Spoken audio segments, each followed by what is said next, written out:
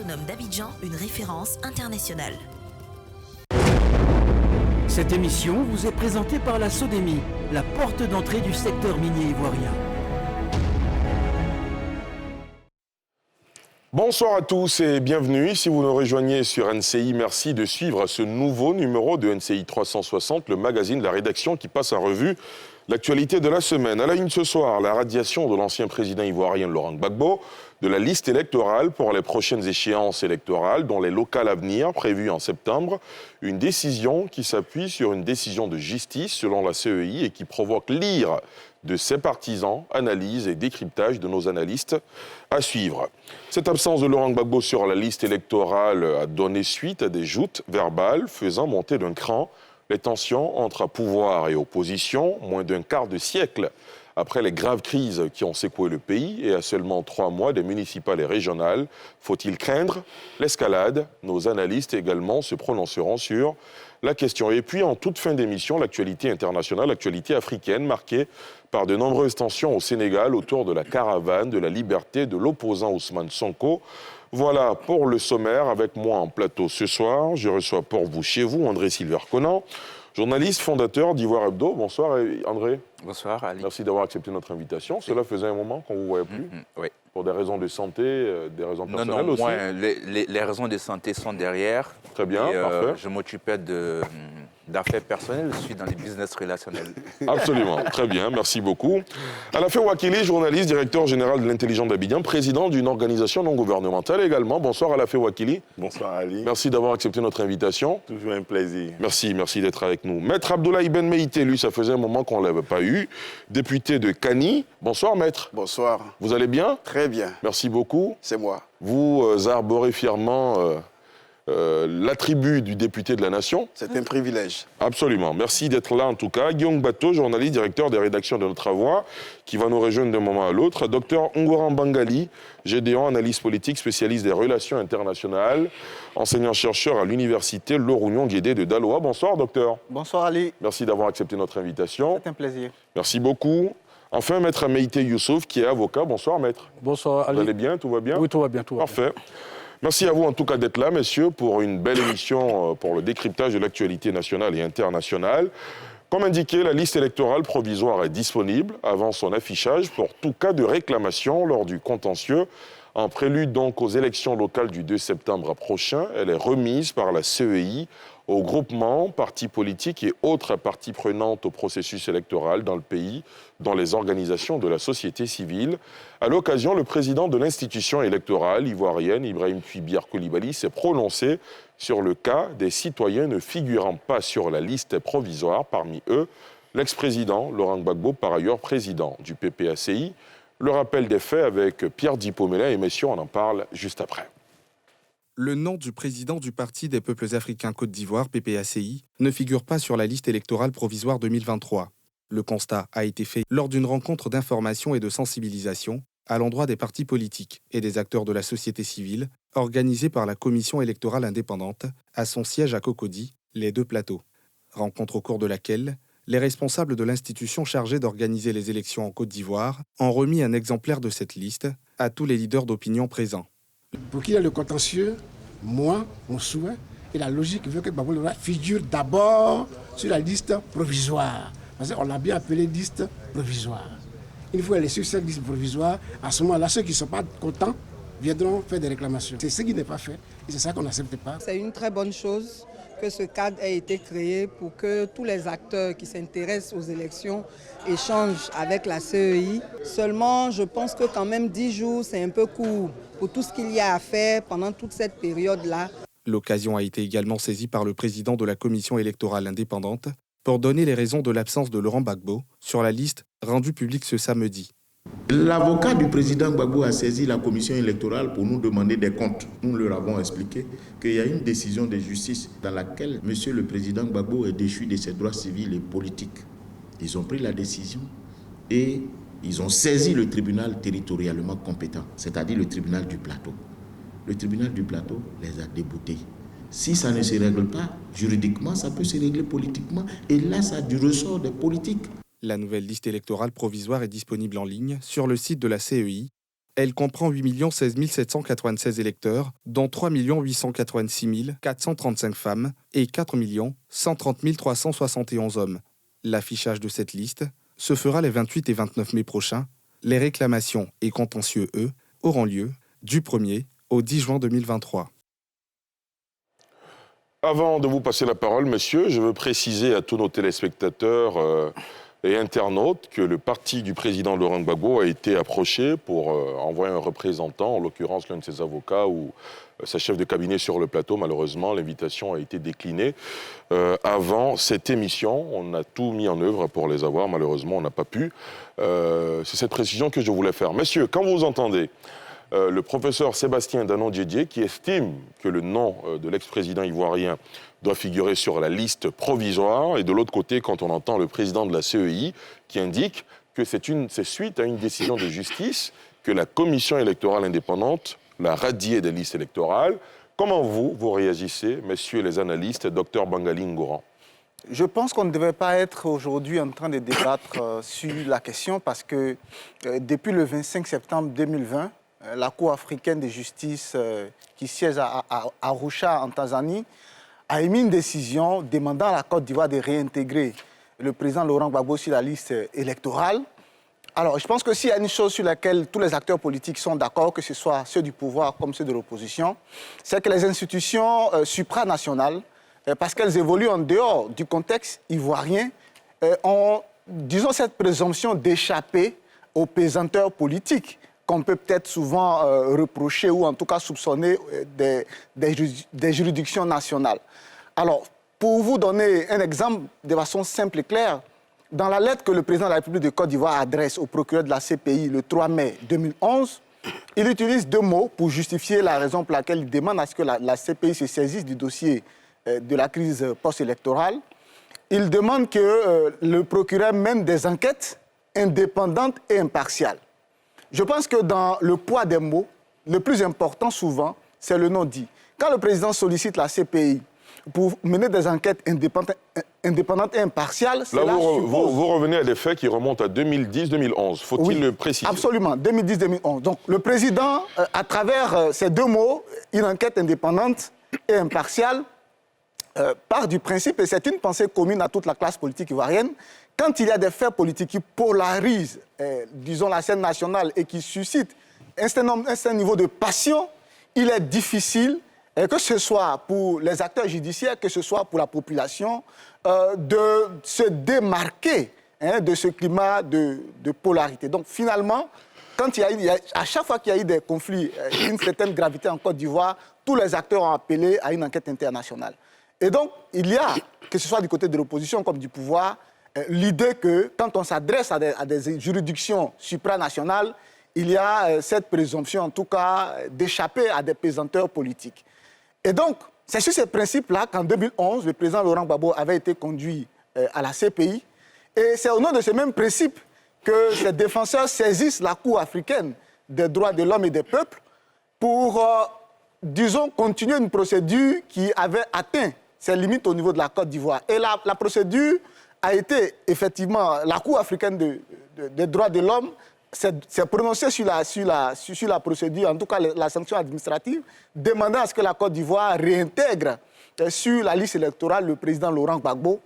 Et à la grande surprise, la décision qui a été émise n'a jamais été exécutée.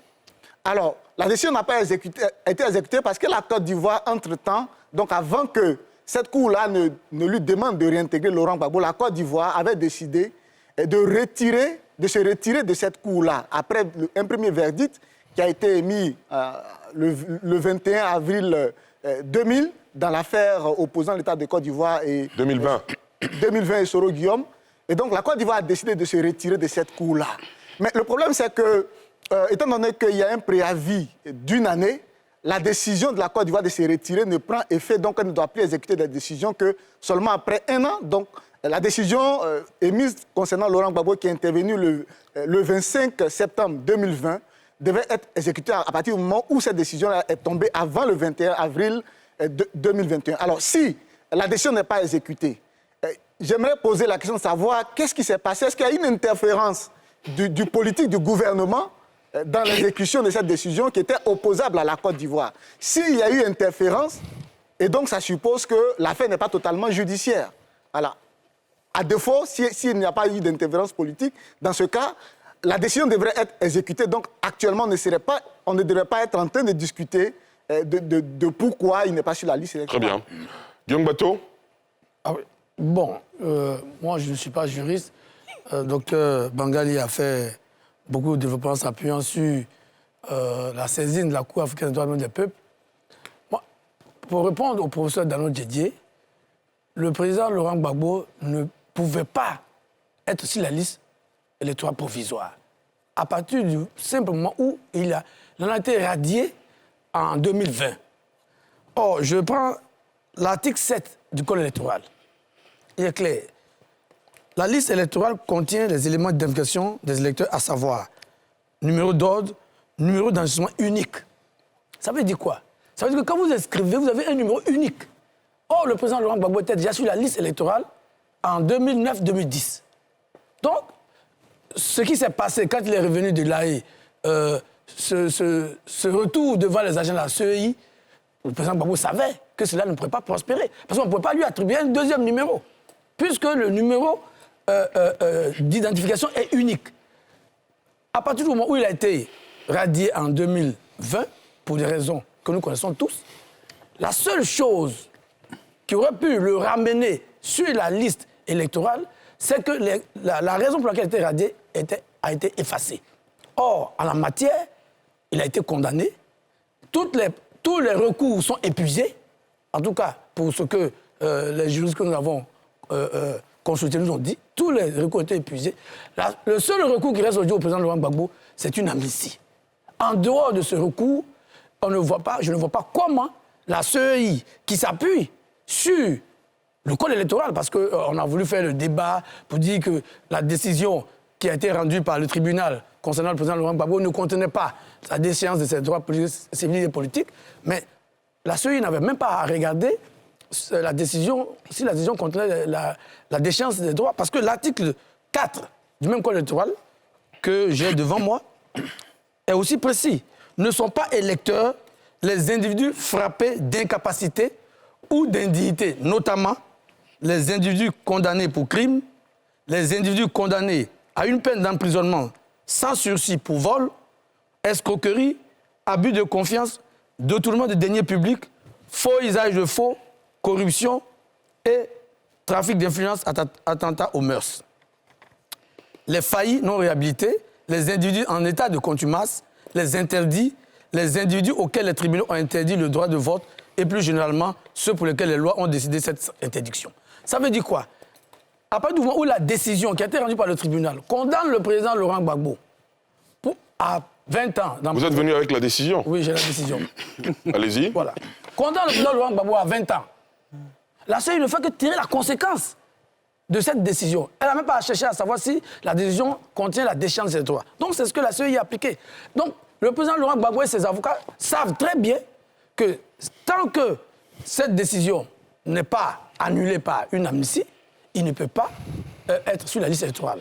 Alors, donc, de mon point de vue, ce n'est même pas un débat de droit. Du point de vue de droit, le débat est clos depuis 2020. Ce qui se passe en ce moment, c'est une tentative de la part du président Gbagbo et de ses amis de remettre sur le tapis un débat qui est juridiquement clos pour espérer avoir la sympathie de l'opinion, mettre une sorte de pression sur le président de la République pour obtenir une amnistie. Moi, je pense qu'ils auraient pu procéder autrement, demander clairement une amnistie, parce qu'ils savent très bien que les procédures, du point de vue strictement du droit, sont épuisées et que le seul recours qui lui reste, c'est l'amnistie. On aurait tellement aimé avoir un avocat ou la chef de cabinet du président Gbagbo sur ce plateau pour aborder cette question. Je veux préciser à nos téléspectateurs encore une fois qu'on a essayé de les avoir. Malheureusement, l'invitation a été déclinée à la dernière minute. Maître Youssouf Meïté, réaction? Bon, pour réagir à cette situation, il faut déjà rappeler pourquoi M. Laurent Gbagbo ne figure pas sur la liste électorale. Ça a été évoqué, c'est à l'issue d'une condamnation qui est devenue irrévocable. Nous avons fait ce débat ici plusieurs fois. À partir du moment où la condamnation est devenue irrévocable, j'ai attendu de la part de l'avocat de M. Gbagbo, qui n'est pas sur le plateau, disant que cette condamnation ne contient pas des mesures complémentaires, des peines complémentaires de perte de droits civiques et politiques. Mais comme Guillaume Bateau l'a si bien rappelé, on n'a pas besoin de regarder la condamnation. À partir du moment où l'article 4 du Code électoral dit, à partir du moment où vous avez été condamné pour vol, escroquerie, et vous êtes en état de contumace, vous ne pouvez pas figurer sur la liste électorale. Bon, maintenant, on me parle de la décision de la Cour africaine des droits de l'homme. Effectivement, la Côte d'Ivoire a ratifié ce traité, la Côte d'Ivoire a souscrit à cette Cour africaine des droits de l'homme. Normalement, cette décision devait s'appliquer à l'État de Côte d'Ivoire. Mais il se trouve que la décision qui a été rendue est complètement contraire aux dispositions du Code électoral et de la Constitution ivoirienne. En quoi est-ce qu'elle est contraire? Elle est contraire parce que le Code électoral dispose que le contentieux électoral devant le juge des élections est statué en premier et dernier ressort. À partir du moment où une décision a été rendue, cette décision ne peut plus faire l'objet de recours d'appel. C'est vrai que les avocats de M. Gbagbo sont allés devant la Cour africaine des droits de l'homme qui a rendu une décision contraire. Mais pour que cette décision rentre dans l'ordonnancement juridique en Côte d'Ivoire, il faille que l'État de Côte d'Ivoire modifie ces dispositions de la loi concernant le Code électoral et ces dispositions concernant la Constitution. Mais aujourd'hui, en sachant sur le Conseil, la Commission électorale indépendante, on accuse de tous les péchés d'Israël. La Commission électorale indépendante n'était pas partie à ce procès. La Commission électorale indépendante radie les personnes sur la liste électorale conformément au Code électoral, conformément aux décisions qui ont été rendues. Il appartenait à l'État de Côte d'Ivoire de dire à la Commission électorale, il y a une décision qui a été rendue, voilà cette décision, et la Commission électorale indépendante se renseigne auprès du ministère de la Justice pour voir réellement si cette décision était applicable. Ça n'a pas été fait parce que ça demande beaucoup de choses. À l'état actuel des choses, force est de constater qu'il est normal que M. Gbagbo ne figure pas sur la liste électorale parce qu'il a été condamné et conformément à l'article 4, il ne peut pas y figurer. J'ai vu et j'ai entendu des débats qui consistent à dire que M. Gbagbo pouvait s'inscrire sur la liste électorale.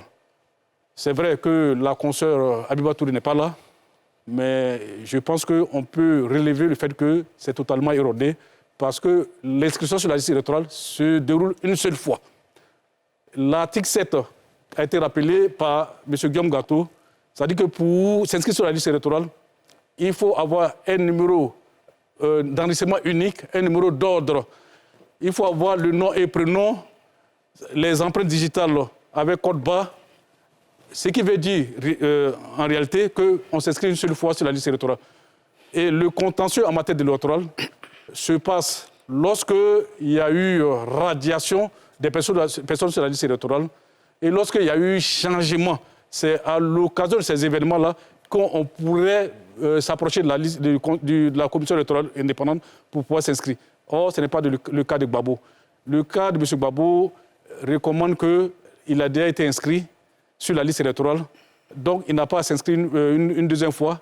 Il appartenait à lui d'engager les procédures pour pouvoir y figurer, mais malheureusement, il a perdu devant la commission électorale indépendante, devant le tribunal chargé du contentieux électoral. Donc, fort de cela, s'il devait être inscrit sur la liste électorale, il devait avoir une décision qui atteste qu'il mérite d'être inscrit et que les conditions qui l'ont écarté sur la liste électorale ne sont plus valables. Il n'y a plus d'inscription. Il suffit que la commission électorale indépendante rentre dans les bases de données, faire ressortir les éléments d'identification, parce qu'il n'a pas changé de nom, il n'a pas changé de prénom, il n'a pas changé de lieu de naissance. Très bien. Voilà. Donc, pour qu'il soit inscrit sur la liste électorale, ça n'a pas besoin d'une nouvelle inscription. Donc, ce qu'elle a dit, c'est totalement faux. À la fin, Wakili, il y en a aussi qui estiment que le président Laurent Gbagbo, parce que l'administration ivoirienne ayant admis qu'il soit le président du PPACI, de facto, lui reconnaissait ses droits. Oui, je crois qu'il y a eu beaucoup de confusion et il apparaît aujourd'hui qu'il n'y a pas des peines complémentaires privant le président Laurent Gbagbo de ses droits civiques et politiques. Et si on s'en tient à cela, il est donc régulièrement président du PPACI. Voilà. Et être sur une liste électorale est une partie des droits civiques et politiques. Être électeur, être éligible, c'est une partie des droits civiques et politiques. Donc, cette partie, ce droit d'être électeur et d'être éligible, lui est retiré momentanément en vertu de l'article 4 du Code électoral. à la suite justement de la décision de justice qui est là, avec nos éminents avocats, je veux poser une question. Quelqu'un qui est condamné pour complicité de vol, est-ce que cela vaut un vol? Il est condamné pour complicité de vol. Est-ce qu'il a volé? Il est complice d'un vol, mais est-ce qu'il a volé lui-même?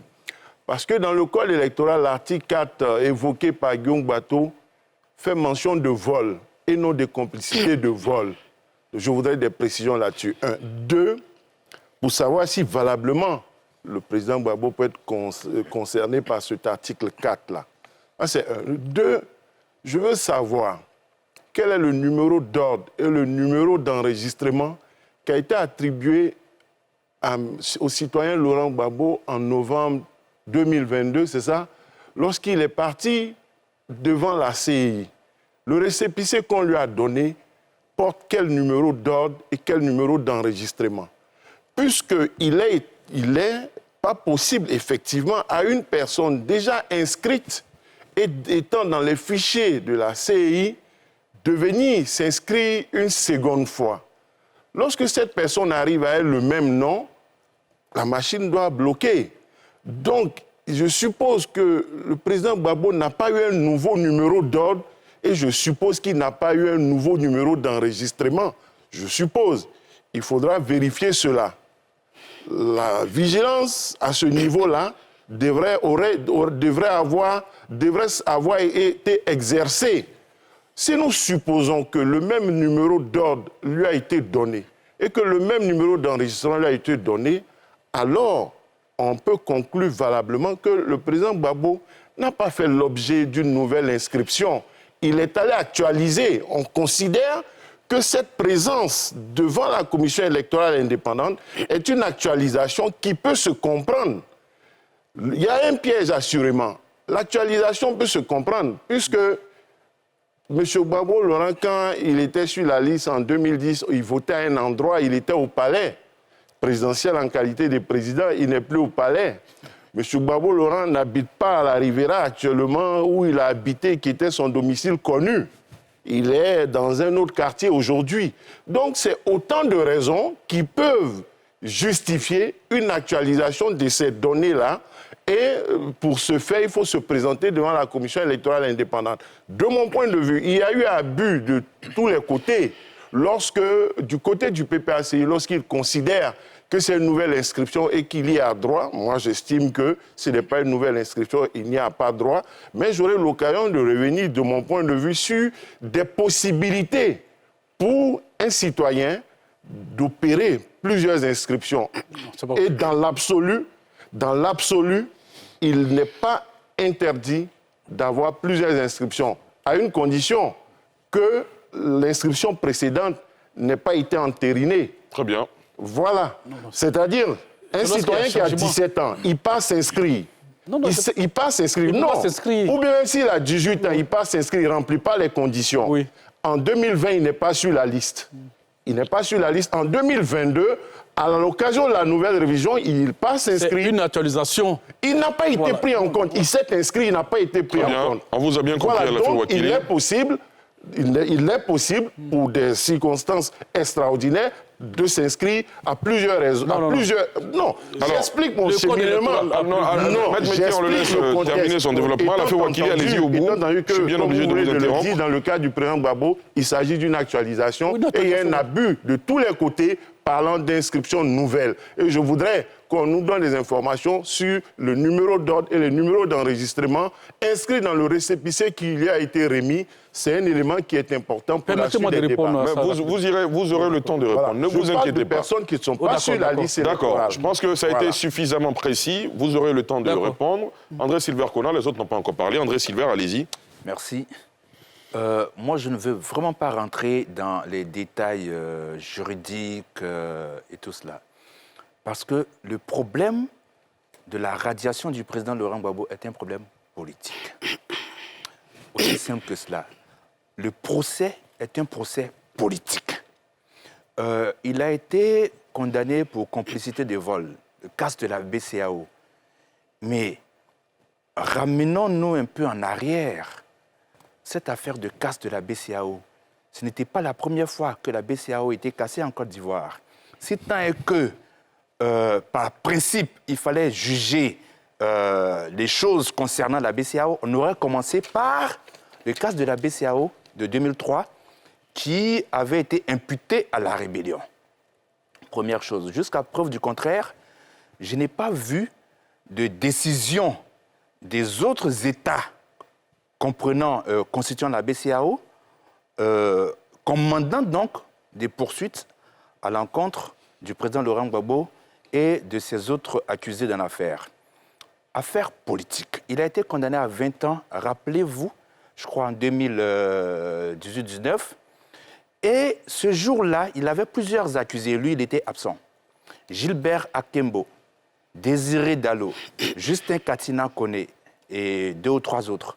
Mais Gilbert Akembo et Désiré Dallo étaient dans la salle. Il n'y a pas eu de délivrance de mandat de dépôt à leur encontre.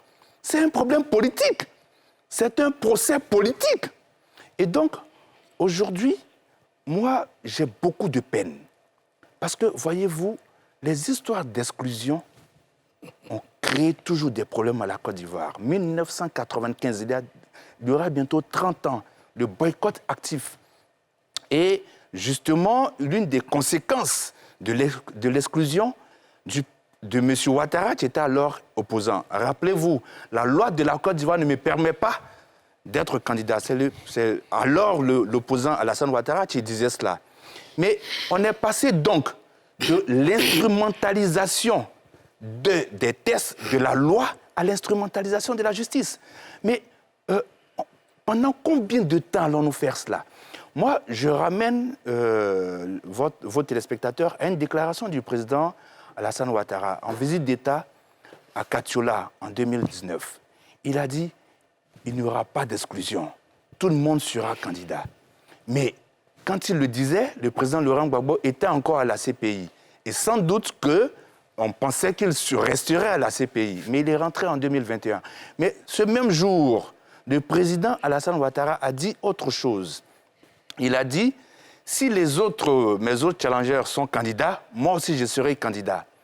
Mais aujourd'hui, il est établi que le président Laurent Gbagbo a été exclu.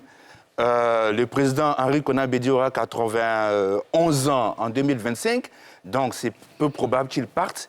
Mais on a bien compris que tout cela participe de la stratégie du RHDP de présenter le président Alassane Ouattara à une élection présidentielle sans qu'il n'ait en face de lui d'autres concurrents sérieux. Voilà le problème. C'est un problème politique. Très bien. Maître Meïté, vous êtes député RHDP de Kani. Par ailleurs, vous êtes avocat. Donc, ce soir, vous êtes bien à l'aise pour vous prononcer sur ces questions qui touchent en même temps au droit et à la politique. Pour André Sylvain Conan, c'est un procès politique. Que répondez-vous? Je voudrais en fait remercier l'ensemble des intervenants, mais surtout demander à ce qu'on pose les problèmes. Vous savez, quand un problème est mal posé, on va dans tous les sens. À écouter mon précédent intervenant, pour moi, ça va dans tous les sens. Aujourd'hui, sur le plateau, tous les points qui ont été discutés révèlent 2 questions majeures. Lesquelles? De mon point de vue. La première question, c'est de savoir si l'intervention de M. Sébastien Dano-Djedje est cohérente avec la loi. À savoir que, à partir du moment où le président Laurent Gbagbo s'est présenté dans un centre d'enrôlement, qui s'est fait enrôler selon lui, son nom devait figurer sur la liste électorale. Je crois que c'est la thèse qui a été développée notamment par la chef CAB de M. Laurent Gbagbo et par ailleurs avocat de ce dernier. Je vais parler de Maître Abiba Touré, qui a soutenu effectivement la même thèse. Mais cette perception est parfaitement erronée à la lumière de la loi des textes. Ce qu'il faut savoir, c'est que... Et deuxièmement, je vais revenir, avant d'arriver effectivement à l'intervention tout à l'heure de mon prédécesseur, ce qu'il faut savoir, c'est que le processus électoral est gouverné par des textes. Il y a le code électoral, qui a été brillamment cité tout à l'heure par Guillaume Bateau, ensuite par Meïté. Ce que je voudrais dire, c'est que les textes qui gouvernent le processus électoral, il est à 2. il y a d'abord le code électoral. Il y a ensuite le décret qui porte sur la révision, les modalités de la révision. Il y a un décret sur la question, je crois qu'il date de 2022, si je m'en abuse. Et à la lecture de ce décret, à l'article 9 et suivant, donne une réponse claire aux allégations de M. Sébastien Dano Diédié et par ailleurs aux déclarations effectivement de M. Abiba Touré. La commission électorale indépendante est un organe de délibération. La commission électorale indépendante reçoit effectivement toutes les personnes qui font acte de candidature à l'inscription sur la liste électorale. Et à la suite, effectivement, de cette inscription, il y a une délibération, effectivement, pour voir quels sont ceux parmi ces personnes qui ont manifesté intérêt, qui ont droit à figurer, effectivement, sur cette liste électorale-là. C'est ce qui a été fait. Lorsque le président Gbagbo s'est fait enrôler, on s'est rendu à l'évidence qu'il ne remplissait pas les critères, en application notamment de la décision de l'article 4, comme ça a été dit tout à l'heure par Maître Meïté. La commission électorale indépendante, conformément donc à ses prérogatives, qui relèvent de ce décret que je vais les citer tout à l'heure, amène effectivement cette commission à ne pas l'inscrire sur cette liste-là. Mais ce qu'il faut savoir en outre, c'est que la commission électorale indépendante, j'ai entendu pas mal de choses, j'ai été estomaqué, j'ai été étonné de l'étonnement effectivement du PPACI de ne pas voir le nom de M. Laurent Gbagbo sur la liste électorale. Parce que la CEI est composée, si je m'en abuse, de 18 membres. Et ce qu'il faut savoir, et j'entends très souvent les gens dire qu'il y a des représentants de partis politiques au sein de la commission électorale indépendante, ce qui n'est pas exact. La loi qui a été votée relativement à la commission électorale indépendante, à laquelle j'ai participé, donc à laquelle votation j'ai participé, a mis un terme, a mis fin à la représentation au sein de la CEI. Donc désormais, depuis effectivement la dernière modification, les personnalités qui siègent à la CEI sont des personnalités qui sont proposées certes par certains partis politiques, par des partis politiques, selon des critères spécifiques. Mais une fois que ces personnes sont proposées, elles ne viennent pas en tant que mandataires de leur parti politique.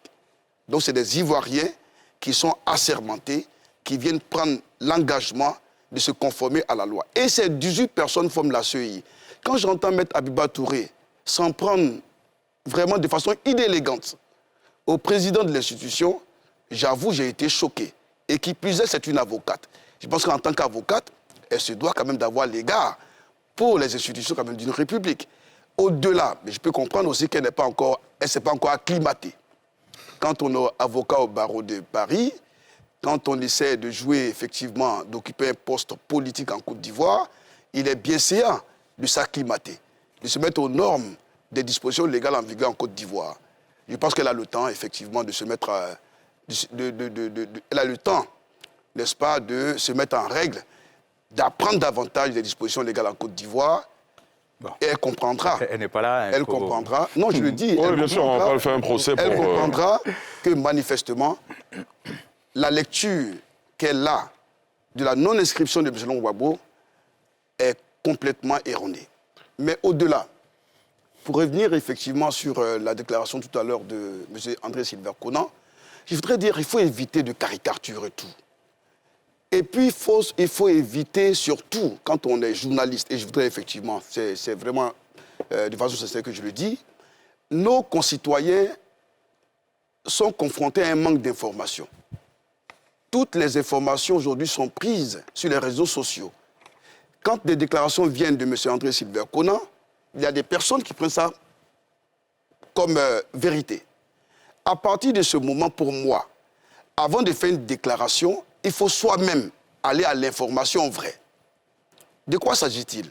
Il a soutenu tout à l'heure qu'il s'agissait effectivement d'un problème politique, pour la simple raison que le procès qui s'est tenu, donc qui concernait M. Laurent Gbagbo relativement à la casse de la BCAO, était un procès politique. Ça, c'est grave. Et pour justifier, il prétend que c'est parce qu'effectivement, il y a eu une casse précédente de la BCAO, que dès lors que ces personnes n'ont pas été jugées, ce qui crédibiliserait, selon lui, la posture politique. Cela est aberrant. Il y a qu'il faut considérer, ça c'est un droit positif ivoirien, comme dans divers pays, il y a l'opportunité des poursuites. André Sylvain Conan peut commettre un délit avec Maître Meïté, mais le parquet peut décider, mais à toute légalité, de poursuivre M. André Sylvain Conan ou de poursuivre Maître Meïté et de ne pas poursuivre M. André Sylvain Conan. Cela n'est pas illégal. Il doit le savoir. Deuxièmement, ce qu'il doit savoir, c'est que, j'ai entendu parler aussi de la Cour africaine des droits de l'homme, il a dit, mais c'est une méconnaissance des règles. La Cour africaine des droits de l'homme, la décision qui est prise, rendue par la Cour africaine des droits de l'homme, n'est pas une décision qui est exécutoire de facto en Côte d'Ivoire. Parce qu'au regard des dispositions de l'article 30 du protocole créant la Cour africaine des droits de l'homme, il faut le savoir, par cette disposition, les États se sont engagés à exécuter les décisions qui sont prises par la Cour. Les États se sont engagés à exécuter. Ce n'est pas le cas, effectivement, de la CCJA, par exemple. En matière de l'OADA, les décisions qui sont prises par l'OADA sont des décisions, effectivement, qui intègrent l'arsenal juridique de notre pays. Mais au niveau de la Cour africaine des droits de l'homme, il faut nécessairement que l'État manifeste intérêt en faveur de l'exécution de cette décision. Mais ce qui n'a pas été le cas en Côte d'Ivoire, la Côte d'Ivoire a clairement affirmé que sur cette Cour, et légitimement, qu'il pesait une suspicion, somme toute légitime. En ce que, d'une part, et je voudrais quand même le dire, en ce que, d'une part, lorsqu'il y avait l'affaire Guillaume Soro, c'est ce qui a tout déclenché, vous avez pu noter que l'un des avocats de M. Guillaume Soro était par ailleurs l'associé du président de cette Cour. Continue d'être associé parce qu'effectivement, ils sont associés au même cabinet, aurait associé, dans lequel cabinet occupe M. Diallo Mamadou, et cette Cour, effectivement, qui doit connaître ce contentieux. Donc, naturellement, la Côte d'Ivoire a estimé qu'en même temps qu'elle a pris un engagement de se conformer, l'engagement d'exécuter les décisions de la Cour, mais la Cour aussi a pris un engagement d'impartialité. À partir du moment que la Cour a rompu cet engagement, il était quand même normal que la Côte d'Ivoire, en toute responsabilité, en toute souveraineté, décide de ne plus continuer à cette Cour. Très bien. On va parler d'une année. On a parlé d'une année, effectivement, une année que la Côte d'Ivoire devait observer. Mais c'est la même chose. La Côte d'Ivoire, en toute responsabilité, a décidé de ne pas exécuter les décisions de la Cour.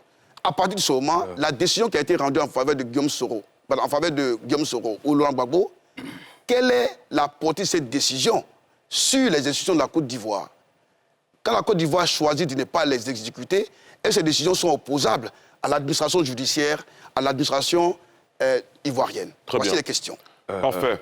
Je veux préciser à tous nos téléspectateurs et internautes que le PPACI a été invité. Nous souhaitions avoir sur ce plateau ce soir Maître Abiba Touré, qui est avocate et chef de cabinet du président Laurent Gbagbo. Malheureusement, le parti a décliné. Il nous est indiqué que les commentaires, notamment sur le fil Facebook, les gens réclament une participation du PPACI. L'invitation a été envoyée, le parti a décliné l'invitation avant cette émission. Docteur Mangali, réaction? Oui, je veux réagir sur les deux interventions des deux maîtres Meïté, parce que là, on a des Meïté au carré. Alors, commencer par la dernière intervention.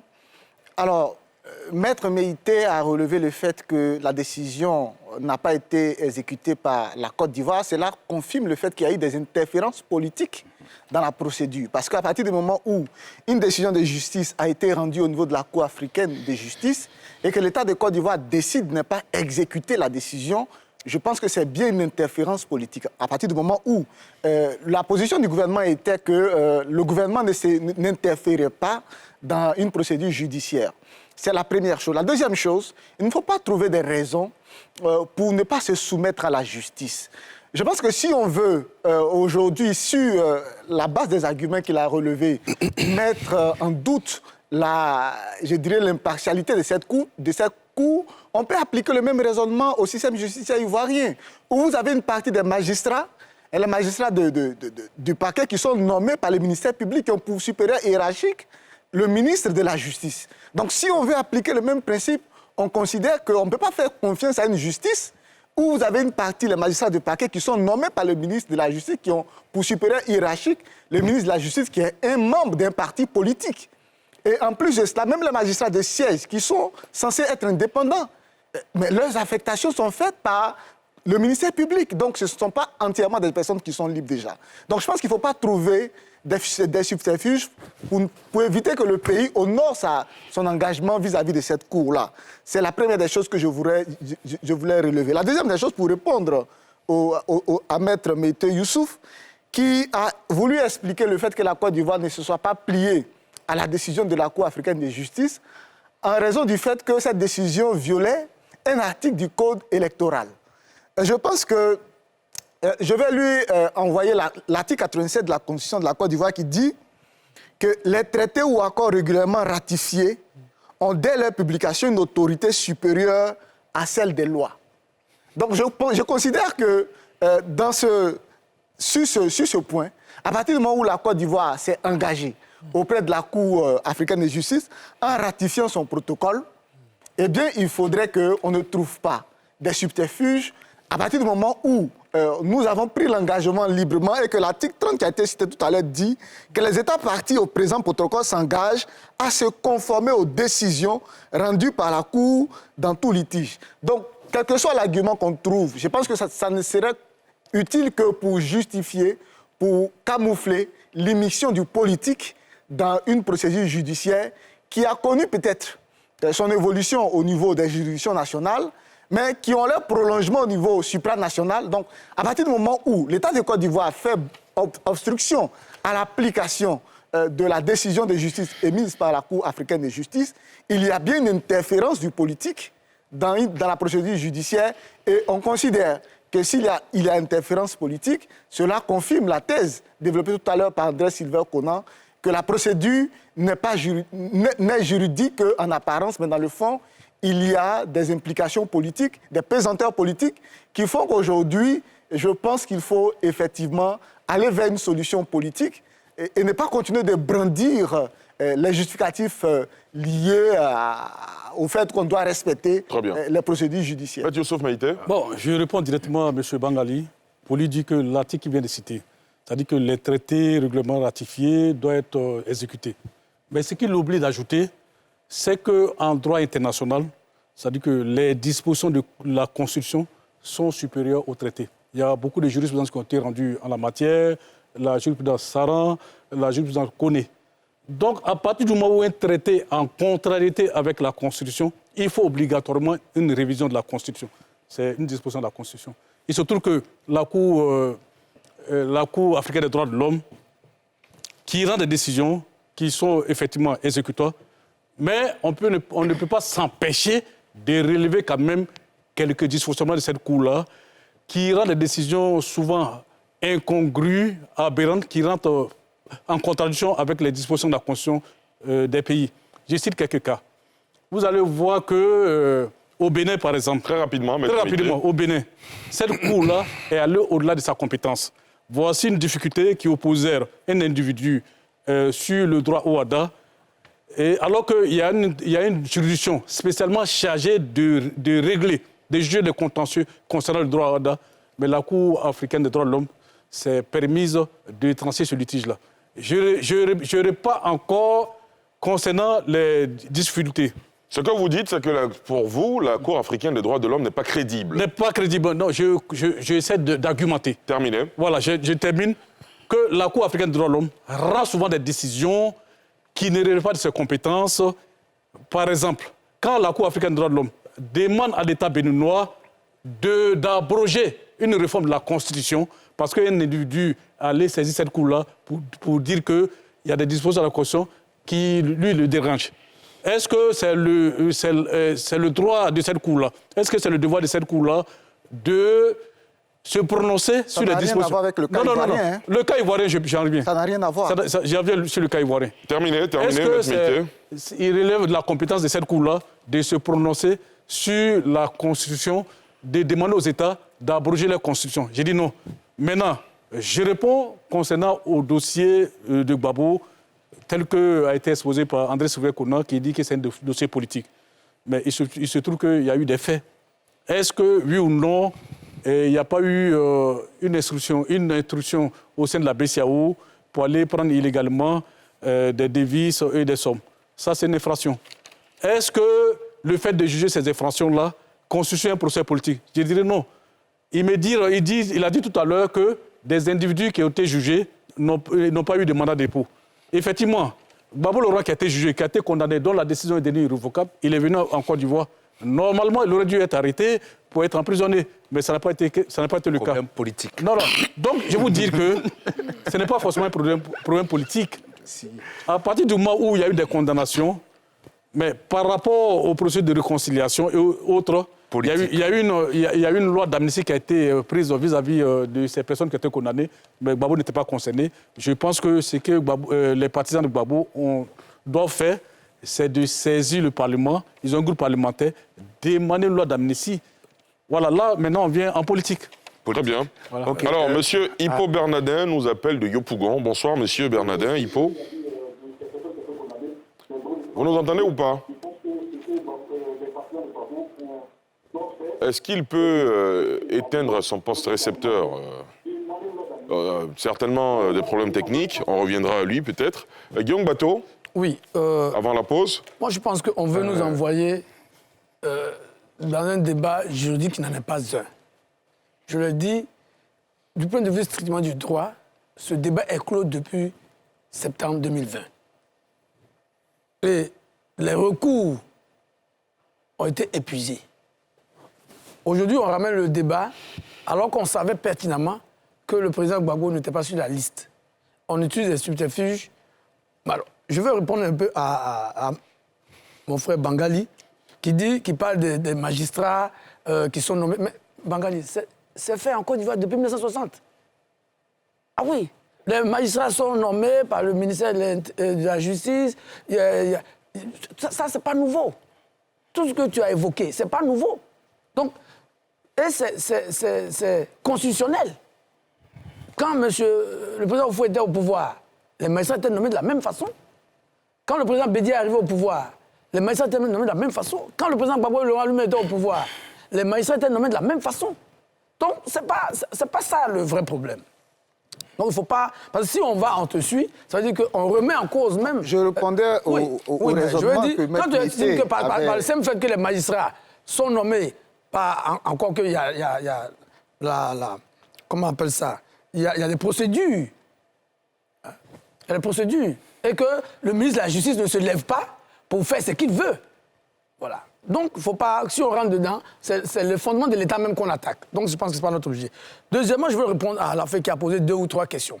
Premièrement, la décision de condamnation du président Gbagbo comprend plusieurs aspects.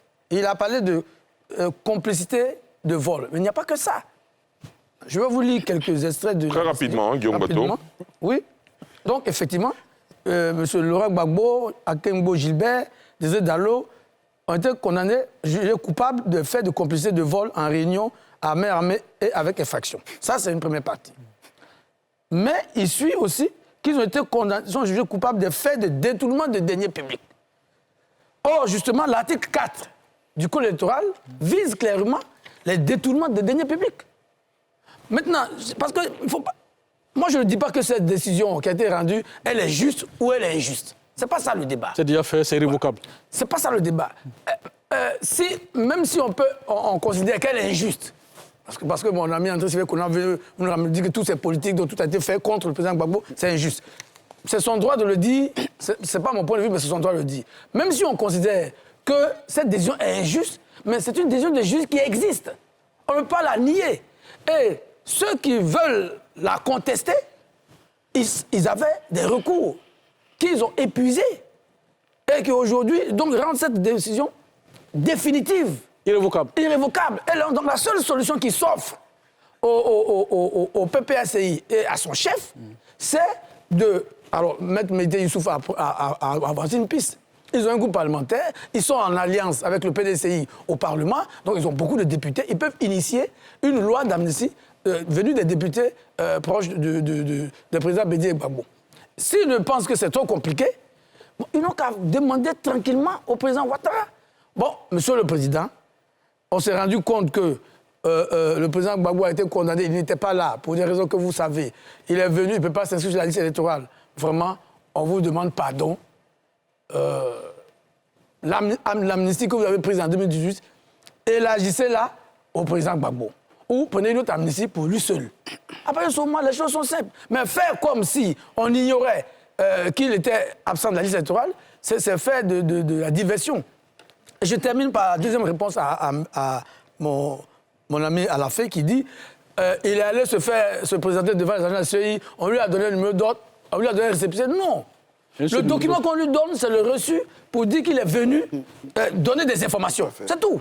Très bien. Parce que c'est une phase de collecte des informations. Après, la CEI se retrouve et traite les informations. C'est à partir de ce moment. Donc, la CEI, les agents de la CEI, il y en avait une trentaine de milliers, 30 000 environ, qui étaient sur l'ensemble du territoire. Vous pensez que ces agents avaient le pouvoir de refouler? Si on leur donne le pouvoir de refouler les gens, ça va être le cafouillage. Donc, eux, leur rôle strict, c'était de recevoir. Vous pouvez venir, vous présenter, vous dites, je m'appelle Guillaume Bateau, je veux m'inscrire, voilà les documents. Eux, leur rôle, c'est de recueillir ces informations. Vous donnez le document pour dire, vous pouvez passer à leur guichet. Le reste, alors, on fait la dit la machine aurait dû rejeter. Non. Ces machines n'ont pas vocation à rejeter quoi que ce soit. Ces machines ont vocation à enregistrer. Bien entendu, après, il y a des machines pour traiter. Et c'est à ce niveau que les machines disent, ah oui, mais M. Gbagbo est déjà sur la liste, était déjà sur la liste, il a un numéro unique, il a été seulement radié parce qu'il a été condamné. Donc on ne peut plus le réinscrire. Et c'est ce traitement qui a été fait après. Donc tout le débat qu'on fait sur sa présence, sur la liste provisoire, tout le monde sait que l'article 4 du Code électoral, l'article 7 du Code électoral règle ces problèmes et c'est clair. On vous a compris, Guillaume Bateau. André Silver, on va marquer une petite pause. Oui, effectivement. Alors, tout à l'heure, l'exemple qui a été pris par Maître Youssef atteste bien du volet politique du dossier. Il dit lui-même que le président Laurent Gbagbo est revenu en Côte d'Ivoire, il aurait dû être... il n'a pas été fait. Il n'a pas été arrêté. C'est parce qu'il y a des pesanteurs politiques. Il ne faut pas que... Non, j'ai répondu à votre question. Non, laissez-moi finir. C'est l'exemple parfait de ce qu'on est dans un dossier politique. Alors, tout à l'heure, Guillaume Bateau parle de complicité de vol en revenu à main armée, mais c'est tellement ridicule. C'est tellement risible. Oui, justement. Moi, je lis la décision. Mais c'est pourquoi, justement, on parle de procès politique. Qui a vu le président Laurent Gbagbo avec une arme pour aller braquer la BCEAO? Mais enfin, il faut arrêter cela. Qui a vu Katina avec une arme aller braquer la BCEAO? Il faut arrêter cela.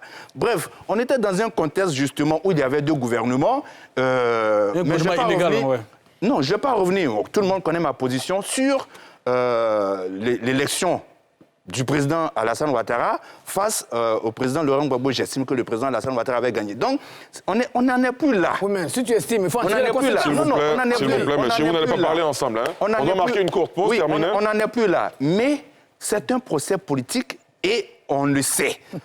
Je vais revenir tout à l'heure sur une déclaration de Maître Meïté. Je ne suis pas juriste, mais je me permets quand même de lui faire une leçon de droit. Ah bon? Oui, je me le permets pour deux choses. Maître, hein. Je me le permets pour deux choses. L'opportunité de poursuite dont il parle.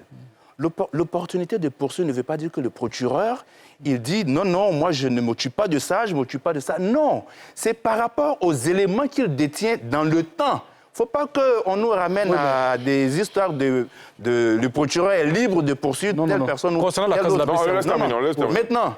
Maintenant, en ce qui concerne donc le problème de la Cour africaine, il était là-bas, je crois, il était aussi à la CPI. Bon, en tant qu'avocat, je constate que partout il passe... Mets-toi à l'aise, Voilà, et donc, concernant la Cour africaine, chaque fois qu'il y a un dossier, les membres qui siègent, sauf, je le dis, sous son contrôle, s'il est honnête, il le dira, les membres qui siègent, s'ils appartiennent à une nationalité, ils sont écartés. Donc le président de la Cour africaine dont il parlait n'a pas siégé dans le cadre du dossier ivoirien.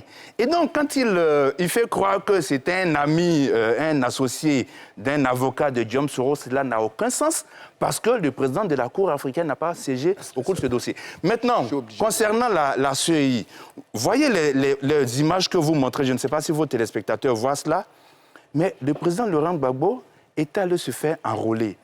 Mais je vous ramène un peu plus en arrière. Le PPACI était allé voir la CEI. Et c'est le président de la CEI lui-même qui a suggéré que le président Laurent Gbagbo devait aller se faire réenrôler. C'est suite à cette séance de travail que le président Laurent Gbagbo allait se faire réenrôler. Alors, au moment où il disait cela, la décision de 2020 avait été déjà actée. Sur quoi le président de la CEI se basait pour dire... Est-ce que vous avez demander les références? Non, il y a eu cette séance de travail.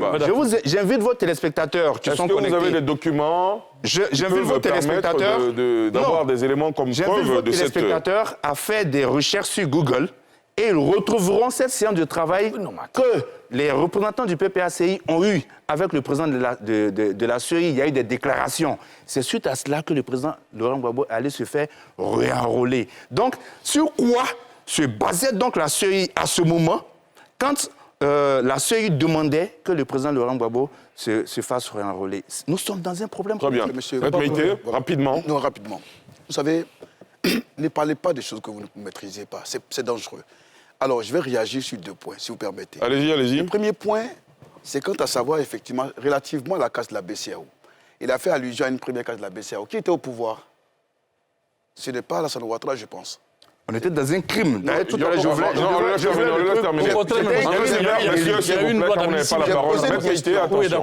première casse de la BCEAO à laquelle fait allusion, qui était au pouvoir? C'était bien Laurent Gbagbo. Il était loisible, effectivement, d'engager des poursuites. Il avait la justice avec lui ici. Deuxièmement, ce que je vais vous dire, vous avez dit effectivement qu'il s'agit d'une question politique, du moins l'exécution de la décision de justice. Mais l'exécution des décisions rendues par la Cour africaine des droits de l'homme relève du politique. Est-ce que je vous explique? Relève du politique. Je vous ai expliqué que l'organe qui est en charge de veiller au respect des décisions rendues par la Cour africaine des droits de l'homme, c'est bien le Conseil exécutif. Et ce Conseil exécutif, c'est elle qui assure effectivement le suivi de l'exécution des décisions de justice. Deuxièmement, il n'y a pas de contrainte. Quand une décision n'est pas exécutée, quelle est effectivement la conséquence? Je vous explique simplement. Je ne suis pas en train de faire la littérature. Ce n'est pas un article de presse culturel, c'est du droit. Je vous explique simplement qu'au niveau de la Cour africaine des droits de l'homme, les décisions qui sont rendues, il faut nécessairement que l'État partie, dans le cas de l'engagement qui a été souscrit, veille l'exécuter. Si elle ne l'exécute pas, aucune administration, aucun juge ne peut effectivement l'invoquer. Parce que, admettons, pourquoi est-ce que le PPACI ne s'est pas rendu à la justice, fort de cet arrêt, aller effectivement, dans le cas d'un contentieux, par rapport à la décision qui a été rendue, ou bien essayer de mettre en œuvre une voie extraordinaire de recours, et en se prévalant de cette décision. C'est parce qu'ils savent s'ils sont procéduriers, que tant que l'État parti n'a pas manifesté intérêt en faveur de l'exécution de cette décision, rien ne peut, ils ne peuvent rien en tirer. Deuxièmement, et je voudrais revenir effectivement sur le cas qui a été, ce qu'a dit... évoqué par Dr Bangali. Dr Bangali. Ce que je lui ai dit, c'est qu'il faut faire attention. Les juridictions ne se ressemblent pas. Et puis quand on vient dans un débat, c'est vrai qu'on échange chacun de ses positions, mais c'est aussi une occasion d'apprentissage. Comme je le disais tout à l'heure, me faire une leçon, mais je pense qu'il doit quand même aller à l'école de la question. L'opportunité des poursuites, tout comme l'opportunité des poursuites, il a indiqué, il a donné une définition incomplète. J'expliquais simplement que ce n'est pas parce qu'on n'a pas poursuivi X que la poursuite de Y est illégale. Voilà. Il faut qu'il le sache. Deuxièmement, et c'est bon aussi pour Bangali, la Cour africaine des droits de l'homme n'est pas pareil, par exemple, que la Cour de cassation en Côte d'Ivoire. N'est pas pareil que la CCJ en Côte d'Ivoire. Il faut savoir simplement que lorsqu'une décision est rendue par la Cour africaine des droits de l'homme, pour que cette décision soit exécutée, il faut la volonté politique d'un État. Et la Côte d'Ivoire, sur la question, a donné son avis. Et la Côte d'Ivoire a décidé en toute responsabilité. Ça, c'est politique. L'exécution relève du politique. Donc, mais le procès relève du judiciaire. Et la Côte d'Ivoire, c'est politique. Pas une décision.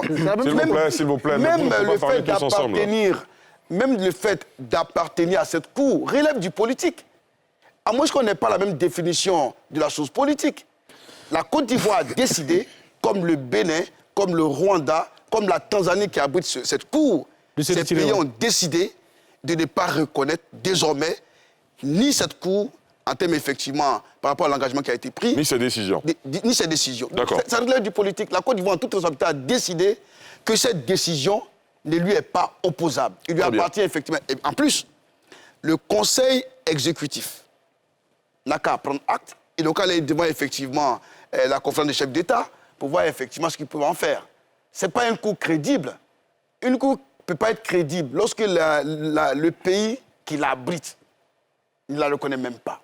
Je pense que cette cour mérite d'être fermée tout simplement. Merci, Maître Meïté, merci à vous, messieurs. On va marquer une courte pause et on revient juste après. Chers internautes, vous avez un peu plus de 12 000 à nous suivre, notamment sur le live Facebook de l'émission. Merci de rester avec nous. Dans quelques instants, nous reprenons le débat.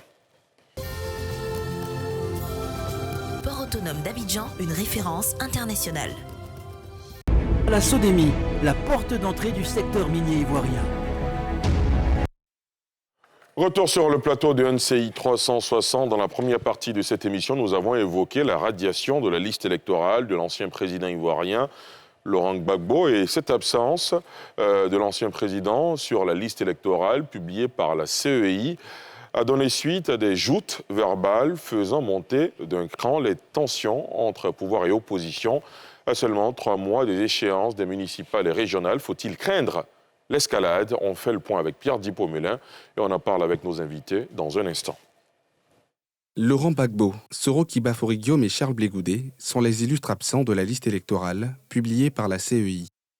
Si Charles Blé Goudé, président du COGEP, prend avec philosophie cette exclusion considérée comme les effets de sa condamnation par la justice ivoirienne, les partisans de l'ancien président Laurent Gbagbo, président du PPACI, qualifient le retrait de leur mentor de la liste électorale de provocation et menacent de mener des actions pour sa réintégration sur la liste des électeurs. Devant ce qui apparaît à ses yeux comme une provocation insupportable, inacceptable, le PPACI condamne sans réserve et rejette totalement la mesure discriminatoire d'exclusion du président Laurent Gbagbo de la liste électorale.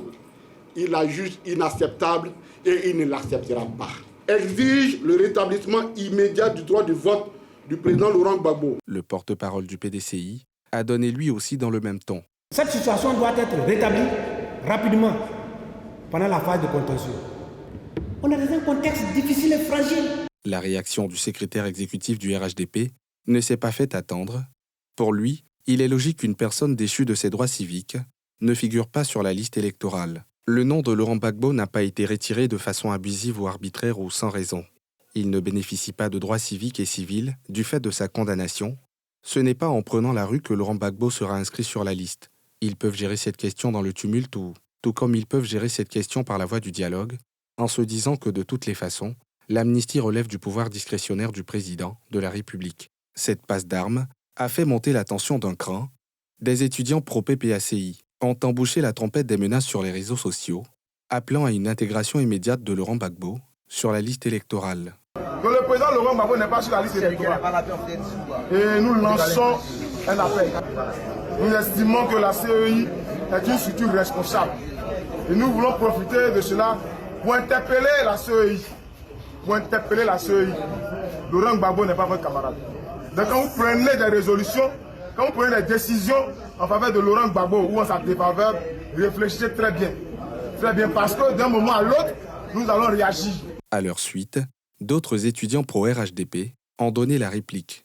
Ces menaces font suite, selon eux, à l'absence sur la liste électorale provisoire du nom de M. Laurent Gbagbo, président du PPACI. Face aux propos d'une extrême gravité, le mouvement des élèves et étudiants républicains de Côte d'Ivoire s'interroge sur l'identité réelle de ces prétendus étudiants, car le niveau auquel le président de la République, son Excellence M. Alassane Ouattara, a mis nos universités ne peut produire des étudiants d'un si bas niveau. En effet, s'ils étaient vraiment des étudiants, ils auraient compris que l'article 4 du Code électoral précise les conditions de retrait d'une personne de la liste électorale. À quelques 3 mois des élections municipales et régionales, les joutes verbales dans le climat politique ivoirien ne rassurent pas, selon le professeur Simplice Dion, observateur averti de la scène politique ivoirienne. Je puis dire que ce sont des réactions normales, parce que ceux qui s'attendaient à avoir inscrit le nom du président Laurent Gbagbo sont déçus. Et c'est certainement une façon pour eux d'exprimer leur déception et leur frustration. Seulement, cette manière d'exprimer cette frustration, c'est cela qui inquiète.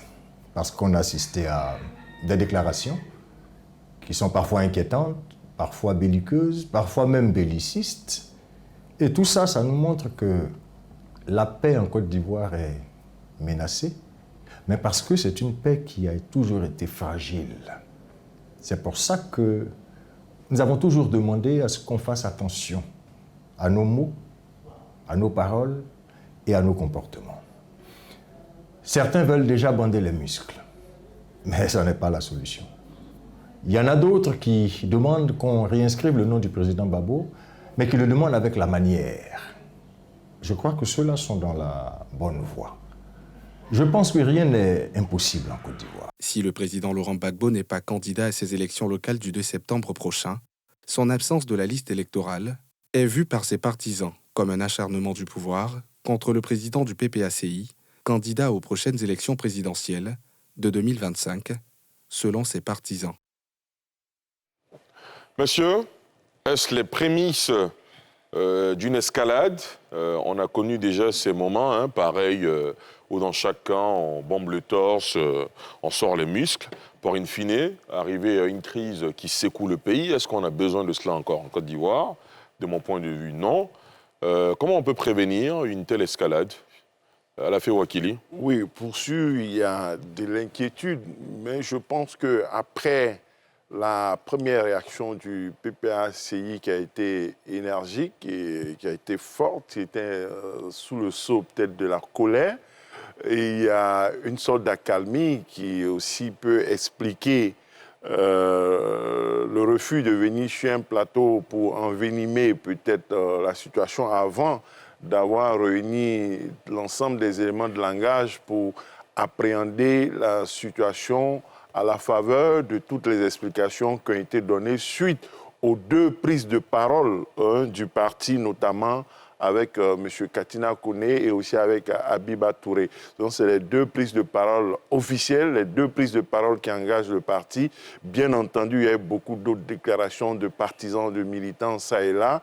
Et je pense qu'il faut s'en tenir aux 2 prises de parole officielles, s'en tenir aux réunions régulières qui se font et espérer qu'une position sera prise qui ne va pas en rajouter.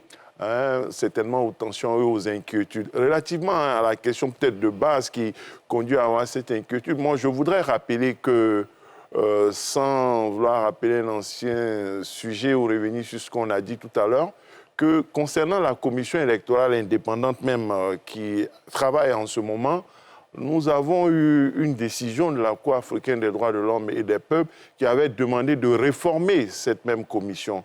Et la décision n'avait pas plu à l'époque au gouvernement. Finalement, le gouvernement, à l'approche des élections de 2020, près de 3 ans après, a estimé qu'il fallait créer un nouveau cadre, un nouvel environnement pour apaiser le processus électoral qui arrivait. C'est alors qu'il s'est basé sur l'arrêt, la décision de la Cour africaine des droits de l'homme, plusieurs années après, pour mettre en place la CI actuelle. Et lorsque le gouvernement a ainsi fait, les opposants, n'étant pas contents, parce qu'eux voulaient une sorte de super organe électoral, ils ont à nouveau saisi la même Cour.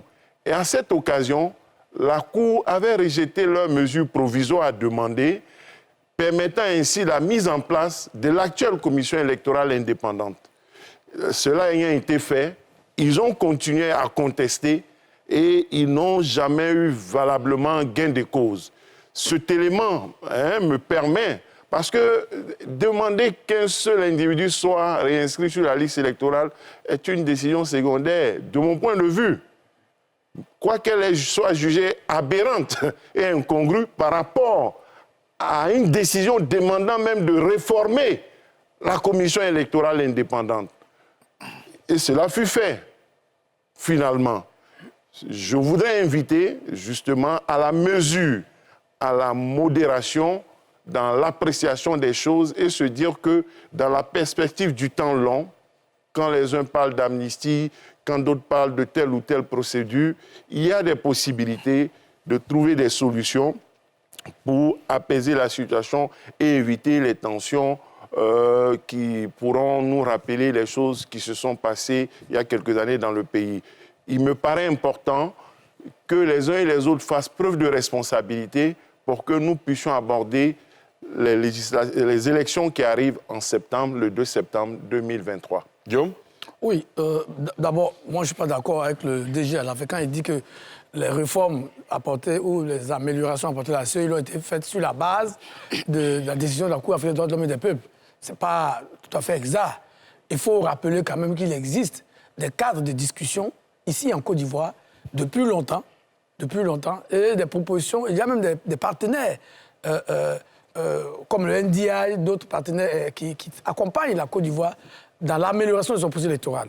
Moi, je suis parfois surpris sur les débats sur la CEI. La CEI actuelle est le fruit d'un long processus. Moi, parfois, je suis étonné que ceux qui, quand ils étaient au pouvoir, ne voulaient même pas entendre parler de la commission électorale, qui s'arc-boutaient sur la nécessité pour l'administration, le ministère de l'Intérieur d'organiser les élections. Je vais parler du PDCI, par exemple. Quand ils étaient au pouvoir, le président Bédié, le président Oufoué, bon, le président Oufoué, il est parti juste après, comme ça, 3 ans après. Mais quand le président Bédié était au pouvoir, il n'a jamais accepté qu'une commission organise des élections en dehors du ministère de l'Intérieur. Bon, il y a eu ce processus depuis 2000, la CEI a été améliorée au fur et à mesure. Donc il faut continuer de discuter pour que, et dans cette commission, tous les partis significatifs sont représentés. Voilà, y compris le PPACI et le PDCI. Bon, on dit que ce n'est pas des représentants. Vous voulez venir, Guillaume? Maître Meïté dit que ce n'est pas des représentants. En tout cas, ils ont proposé des gens qui sont dedans. Exactement. Voilà. Donc ça, pour dire que cette commission électorale n'est pas aussi mauvaise, en tout cas n'est pas la plus mauvaise de l'histoire de la Côte d'Ivoire. Très bien. Deuxièmement, est-ce qu'il faut craindre l'escalade? Moi, je pense que le PPACI fait de l'agitation. Et ils ne feront rien. Ils savent depuis 2020 que le président Gbagbo n'est pas sur la liste électorale. Ils n'ont rien fait. Et il y a eu beaucoup de sessions du dialogue politique à l'occasion desquelles ils auraient pu poser clairement le problème. Et ils ne l'ont pas fait. Ils voient bien qu'ils vont perdre les élections locales. Donc, ils créent des feux pour essayer d'enfumer les gens. Ils ne feront rien. Depuis qu'ils ont eu la décision, qu'ils ont su, alors ils le savaient depuis longtemps, mais depuis que la CEI a dit qu'il n'est pas sur la liste, ils ont fait quoi? Des déclarations de M. Katina? Vous pensez que M. Katina peut effrayer quelqu'un encore aujourd'hui en Côte d'Ivoire? Mais moi, il ne peut pas effrayer quelqu'un. Guillaume. Oui. On vous a bien compris. Je pense que le PPAC ne fera rien, et il n'y aura pas d'escalade, il faut un peu de bruit, après ils vont se calmer, et puis ils vont suivre le bon sens, à savoir soit initier une loi d'amnistie avec leurs députés et leurs amis du PDCI au Parlement, ou bien, ce qui est plus simple, demander pardon au président Ouattara et il va leur accorder cette amnistie pour que le président Gbagbo soit sur la liste. Très bien. Docteur Bangali? Je pense que cette répétition cyclique des mêmes causes qu'on a observées en 1995 et en 2000 témoigne du fait que la Côte d'Ivoire n'a rien appris de ce qui lui est arrivé. Je pense que dans notre histoire, en tant que nation, ensemble, il nous est arrivé que le modèle ivoirien a été secoué par une crise violente en 2010 dans un contexte électoral qui aurait dû être un électrochoc pour nous permettre de nous rappeler que ce qui manquait à la Côte d'Ivoire depuis la mort d'Oufo-Boigny, c'était d'inventer un nouveau modèle de stabilité politique. Oufo-Boigny est l'architecte du premier modèle de stabilité politique qu'il a inventé en 1960 à travers le parti unique. Ce modèle a vécu et est arrivé à péremption en 1990 lorsque il y a le multipartisme qui est instauré. 3 ans après, l'architecte qui a inventé ce modèle de stabilité politique meurt avec son modèle. Et depuis 1993 donc, jusqu'à aujourd'hui, nous sommes entrés dans une phase de transition violente où pratiquement à chaque élection, il y a des morts qui se comptent, qui s'amoncellent, dans les mêmes conditions. Je pense que le choc de 2010 aurait dû être l'électrochoc qui devait réveiller la Côte d'Ivoire parce que d'autres pays ont été confrontés à cette même difficulté d'inventer un nouveau modèle de stabilité politique afin de stabiliser le pays en vue du développement. Je citerai rapidement le cas du Nigeria. Le Nigeria a vécu les 33 premières années de sa vie, a subi 6 coups d'État, une guerre civile qui a causé près de 1 million. Et donc après le choc, le traumatisme qu'a été la dictature de Sani Abacha, quand Obasanjo arrive au pouvoir, la classe politique du Nigeria s'assoit et réfléchit pour savoir quel modèle de stabilité politique on va mettre en place pour que ce qui est arrivé au Nigeria pendant la dictature Sani Abacha ne se répète plus jamais. On a assisté pendant cette dictature à des opposants qui ont été pendus, des gens qu'on a attachés derrière des véhicules, qu'on a traînés dans des stades. Et c'était un choc, un traumatisme pour le Nigeria. Donc il crée un modèle qu'on peut appeler un gentleman agreement où on décide que désormais, quand c'est le tour des nordistes de diriger, tous les partis politiques présentent un candidat nordiste et son adjoint est sudiste. Quand c'est le tour des sudistes de diriger également, tous les partis politiques présentent un sudiste et un adjoint nordiste. De sorte à ce que, quel que soit le parti qui gagne, c'est le sudiste qui dirige. Et même quand c'est le cas, c'est au niveau du gouvernement, dans les échelons inférieurs de l'administration, les directeurs centraux viennent de tous les partis politiques. On n'arrache pas des tabourets parce que ce n'est pas votre parti qui est au pouvoir. De sorte que finalement, au Nigeria, les gens ont arrêté de se déchirer autour des élections parce que celui qui arrive va chasser tout le monde dans l'administration, va patrimonialiser la manne publique ou encore lancer des chasses aux sorcières ou empêcher ses concurrents de pouvoir compétir dans les règles de l'art. Ils ont trouvé donc ce modèle de stabilité qui a fait que leur pays est sorti de ce que la Côte d'Ivoire traverse, c'est-à-dire les morts à chaque élection cyclique. C'est également le cas, le défi que le Ghana a réalisé en mettant en place un club des anciens chefs d'État. Et quand il y a au niveau du marigot politique des secousses violentes qui mettent en péril le vivre ensemble, ils s'appellent entre eux, ils se réunissent, ils mettent 4 sur table, ils tranchent le contentieux et chacun retourne vers son parti pour donner la consigne de ce que tout le monde s'aligne sur ce qui a été décidé par cette sorte de conseil des doyens. Donc eux aussi ont réussi à créer un modèle politique pour stabiliser la démocratie. En Côte d'Ivoire, depuis la mort d'Oufo-Boigny et du premier modèle, nous sommes dans une phase de transition violente qui persiste encore aujourd'hui après 33 ans. Je tiens à rappeler que les 3 grands leaders qui occupent aujourd'hui la scène politique, on considère qu'au plus tard, en 2030, ils seront rattrapés par l'horloge biologique, donc ils vont forcément se retirer de la classe politique ivoirienne. Et donc, si on veut calculer, de 90 à 2030, ils auront occupé pendant 40 ans la scène politique et se retirer sans réussir à inventer ce modèle de stabilité qui laisse aux autres générations. Et donc, il leur reste aujourd'hui au maximum 7 ans pour sortir du jeu politique. Le plaidoyer, c'est qu'enfin, ils puissent s'asseoir ensemble et réfléchir à un modèle de stabilité qui laisse en héritage, après avoir été des gens par qui le scandale est arrivé, les gens par qui le peuple a été torturé pendant 33 ans. Je pense que le dédommagement qu'ils doivent au peuple de Côte d'Ivoire, c'est de s'asseoir tous les trois, réfléchir à un modèle de stabilité qu'ils laissent aux générations avant de partir. Très bien. Je pense que cela doit se faire sous le régime justement du président Alassane Ouattara, parce qu'il a le profil idéal. C'est celui qui, pendant toute sa carrière, a subi des frustrations, a subi des injustices aujourd'hui. Et donc, quand il arrive là, il a le profil idéal pour jouer ce rôle-là. Donc, on attend de lui qu'il prenne les mesures politiques, déjà, pour apaiser le PPACI, et du président Bédié, qui est le doyen, qui se réunissent pour réfléchir à un modèle de stabilité qui laisse aux générations qui viendront après. Très bien. Et le modèle de stabilité proposé par André Sylvain Conan, c'est que les trois se retirent. Voilà. Je suis vraiment... Vous voyez... Mais le retrait n'est pas un modèle. C'est sa proposition tout de même. Quand il se retire, on fait quoi? C'est sa proposition tout de même. On le laisse développer. Vous voyez, moi j'ai beaucoup de peine. Parce que en 2000, le nom du président, alors d'Alassane Ouattara, alors opposant, avait été inscrit sur la liste électorale par la Commission électorale nationale indépendante, la CENI, alors dirigée par Honoré Gué.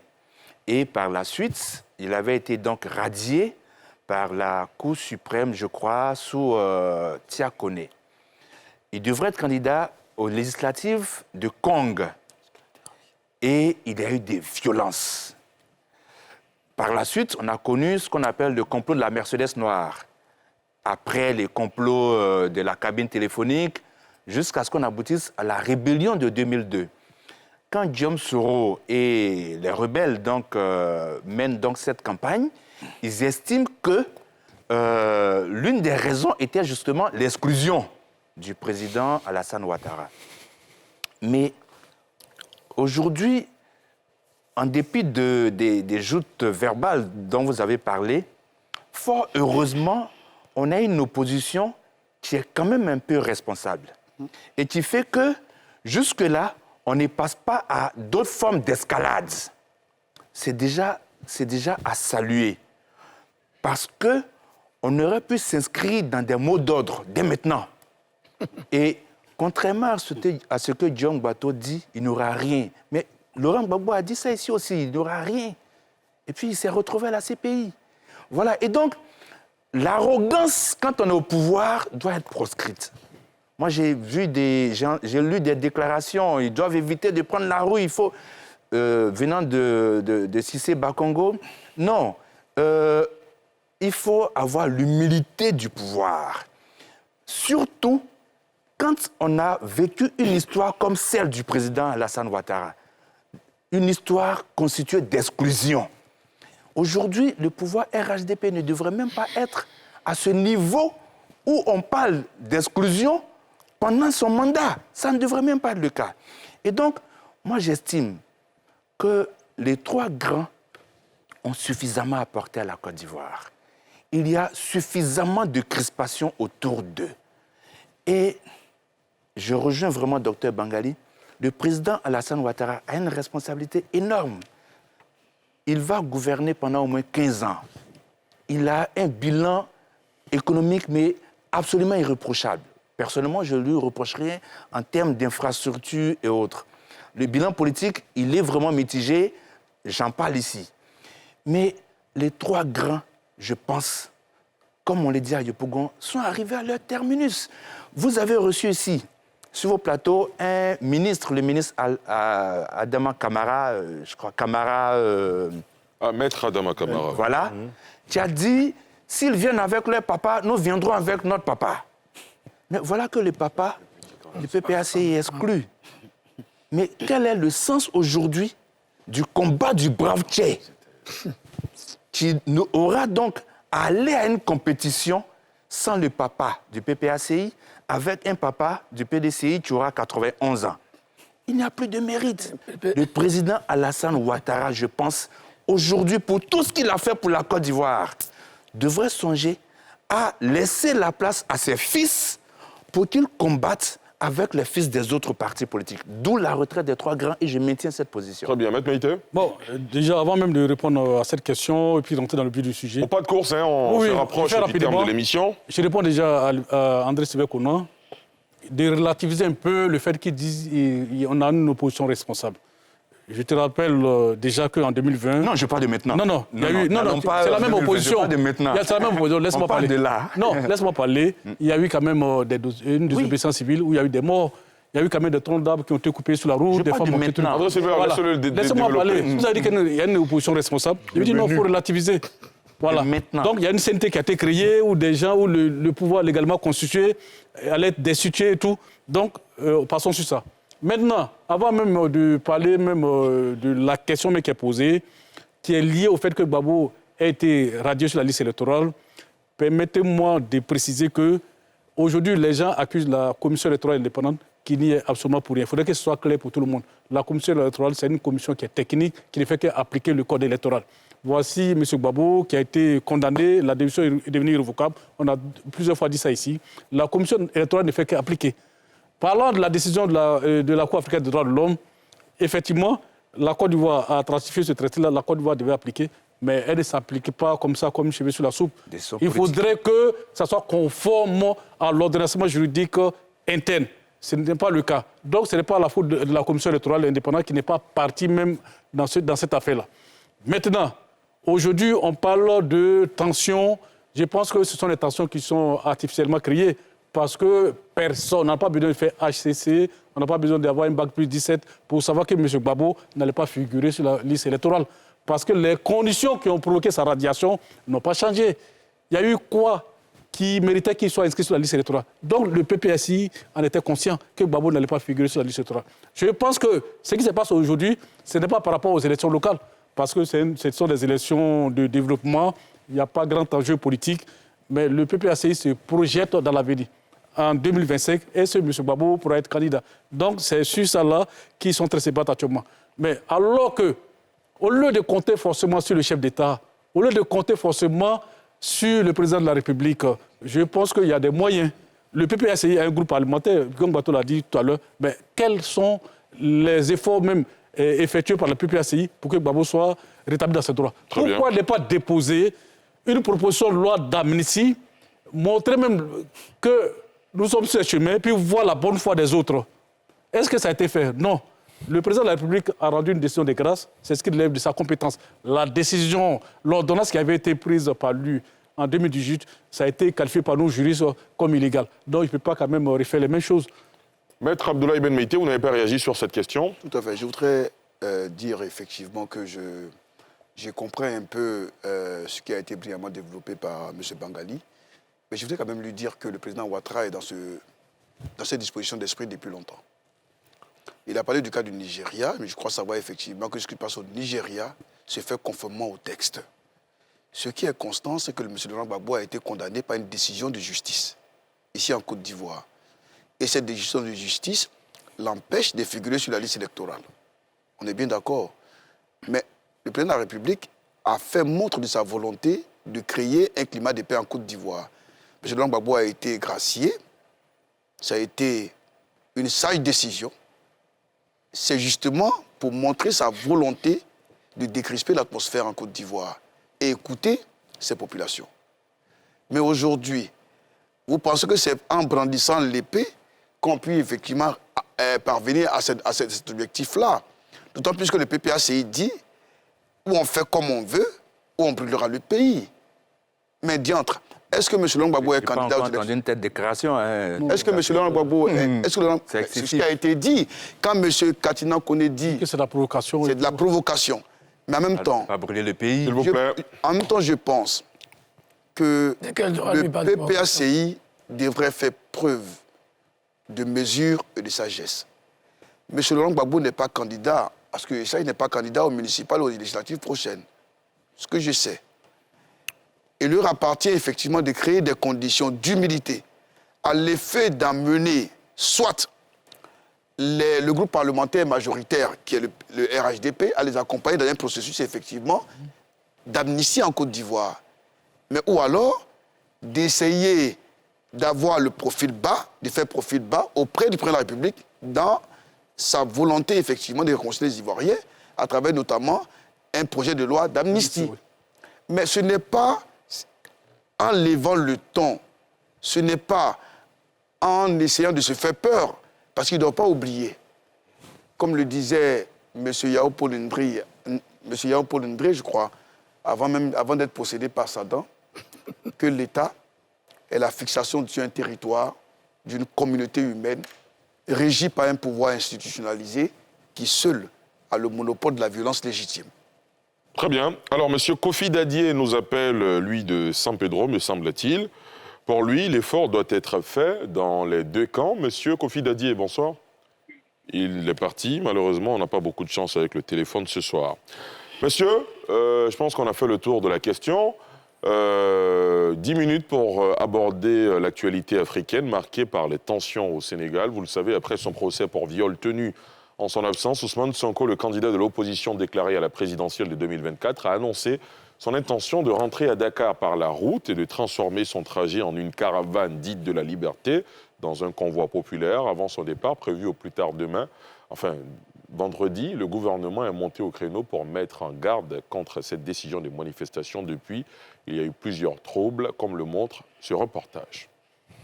Après que l'opposant Ousmane Sonko ait annoncé un convoi populaire pour arriver sur Dakar, qu'il a dénommé Caravane de la Liberté, la réaction du gouvernement par la voix de son porte-parole ne s'est pas fait attendre. Pour lui, cette décision est une provocation de l'opposant pour éviter de subir la rigueur de la loi suite à sa condamnation pour viol. Peut-être qu'Ousmane Sonko ne veut pas, à la suite de ce procès, se faire appliquer ce que le code pénal prévoit. Ils préfèrent peut-être nous mettre dans un piège, essayer de se faire arrêter pour des questions politiques, des questions de troubles à l'ordre public. C'est toujours anoblissant pour certains hommes politiques de se faire arrêter pour des questions politiques et pour éviter l'infamie. Le porte-parole du gouvernement met donc en garde contre la tenue de manifestations qu'il qualifie de tentative de trouble à l'ordre public. Maintenant, qu'il veuille marcher sur Dakar, ce n'est pas un problème, mais l'État restera ferme sur tout acte de trouble à l'ordre public. Lors des élections présidentielles de 2019, Ousmane Sonko est arrivé 3e. Son éligibilité pour le scrutin du 1er juin est déjà compromise par une condamnation à 6 mois, avec sursis pour diffamation contre un ministre. Monsieur, selon votre analyse, jusqu'où nous mènera ce bras de fer entre Ousmane Sonko et le pouvoir sénégalais, Dr Bangali? Pour le moment, on ne peut pas savoir tant que le président de la République lui-même ne s'est pas prononcé sur d'abord ces différentes procédures, mais sur sa candidature éventuelle pour un 3e mandat. Je pense que ce qu'on observe surtout, c'est l'extrême polarisation aujourd'hui de la classe politique sénégalaise à travers une certaine apparition des pro-Macky Sall et des pro-Ousmane Sonko.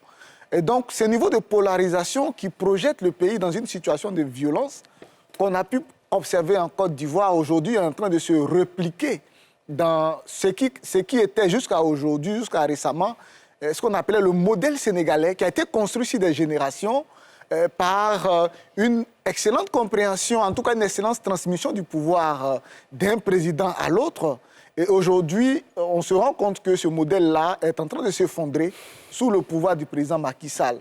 Et ce qui est triste et navrant, c'est que quand la classe politique, sinon l'opinion nationale, atteint ce niveau de polarisation, ça laisse des traces indélébiles, au moins pour une génération, dans le tissu social. Donc, quelle que soit l'issue, que le président Macky Sall se présente ou ne se présente pas, ou qu'on empêche Sonko d'aller à ces élections ou pas, mais il y a une chose qui va rester, c'est l'extrême division des Sénégalais. Prions simplement que, bien, pour le moment, le contentieux politique qui ne devient même pas ethnique. Parce qu'au-delà, derrière chacun des leaders, c'est 2 ethnies. Et donc, il faut craindre que l'extrême polarisation de l'opinion politique ne rentre dans le tissu social pour prendre d'autres tunis et détruire ce modèle qui a été construit par des générations de présidents avant eux qui étaient cités en exemple. En tout cas, pour l'instant, le Sénégal en est loin, heureusement. Maître Meïté? Bon, il y a 2 analyses à faire. Une analyse sur le plan juridique et puis sur le plan politique. Sur le plan juridique, moi, je suis juriste. Et je constate que les infractions qui sont reprochées à M. Ousmane Sonko sont du droit commun. On l'accuse de diffamation, il a été jugé par rapport à ça, on l'accuse de viol. Je pense que c'est un citoyen comme tout autre. À partir du moment où une dame, il est établi qu'il était dans ce salon de massage et que la jeune fille l'accuse de viol, je pense qu'il aurait dû se présenter devant la justice pour donner sa part de vérité, chercher à laver son honneur. Mais rien ne démontre, parce que j'attends les thèses complotistes, que c'est parce qu'on veut l'empêcher d'être candidat.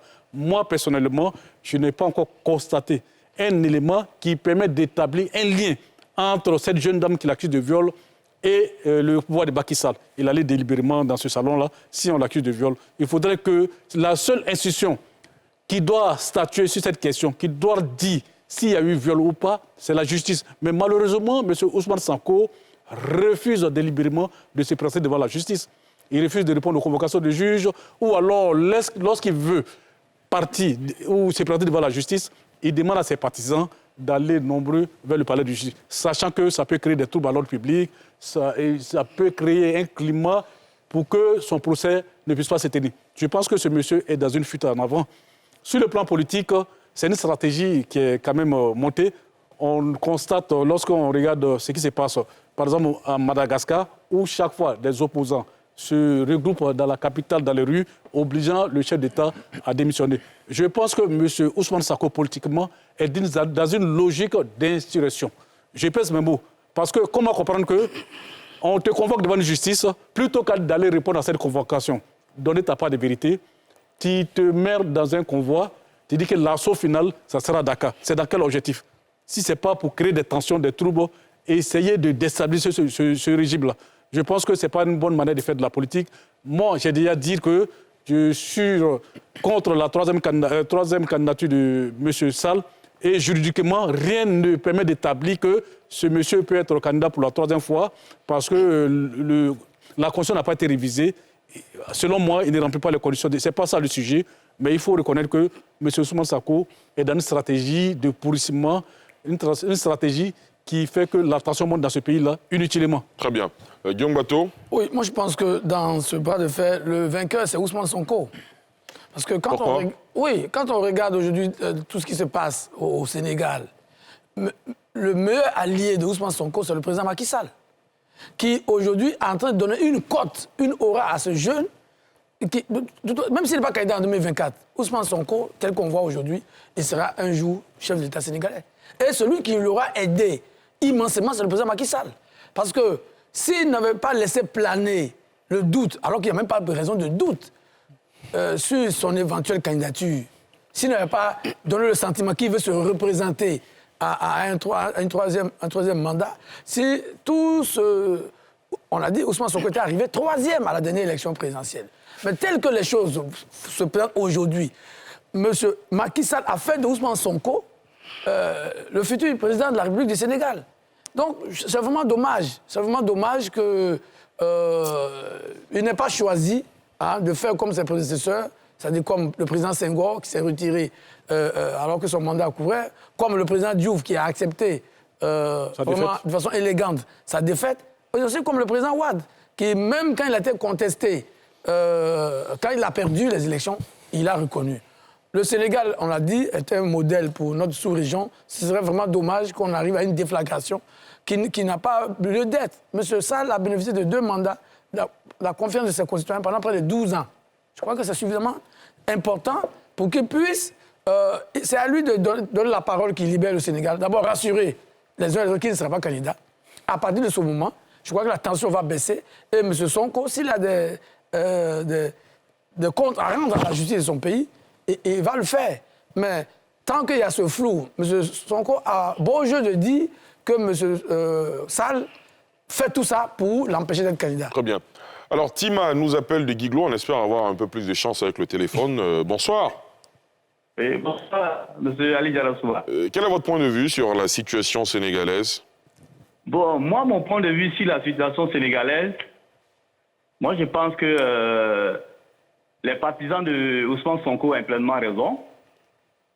Parce que c'est l'intention d'aller au 3e mandat de Macky Sall qui a provoqué toute cette situation au Sénégal.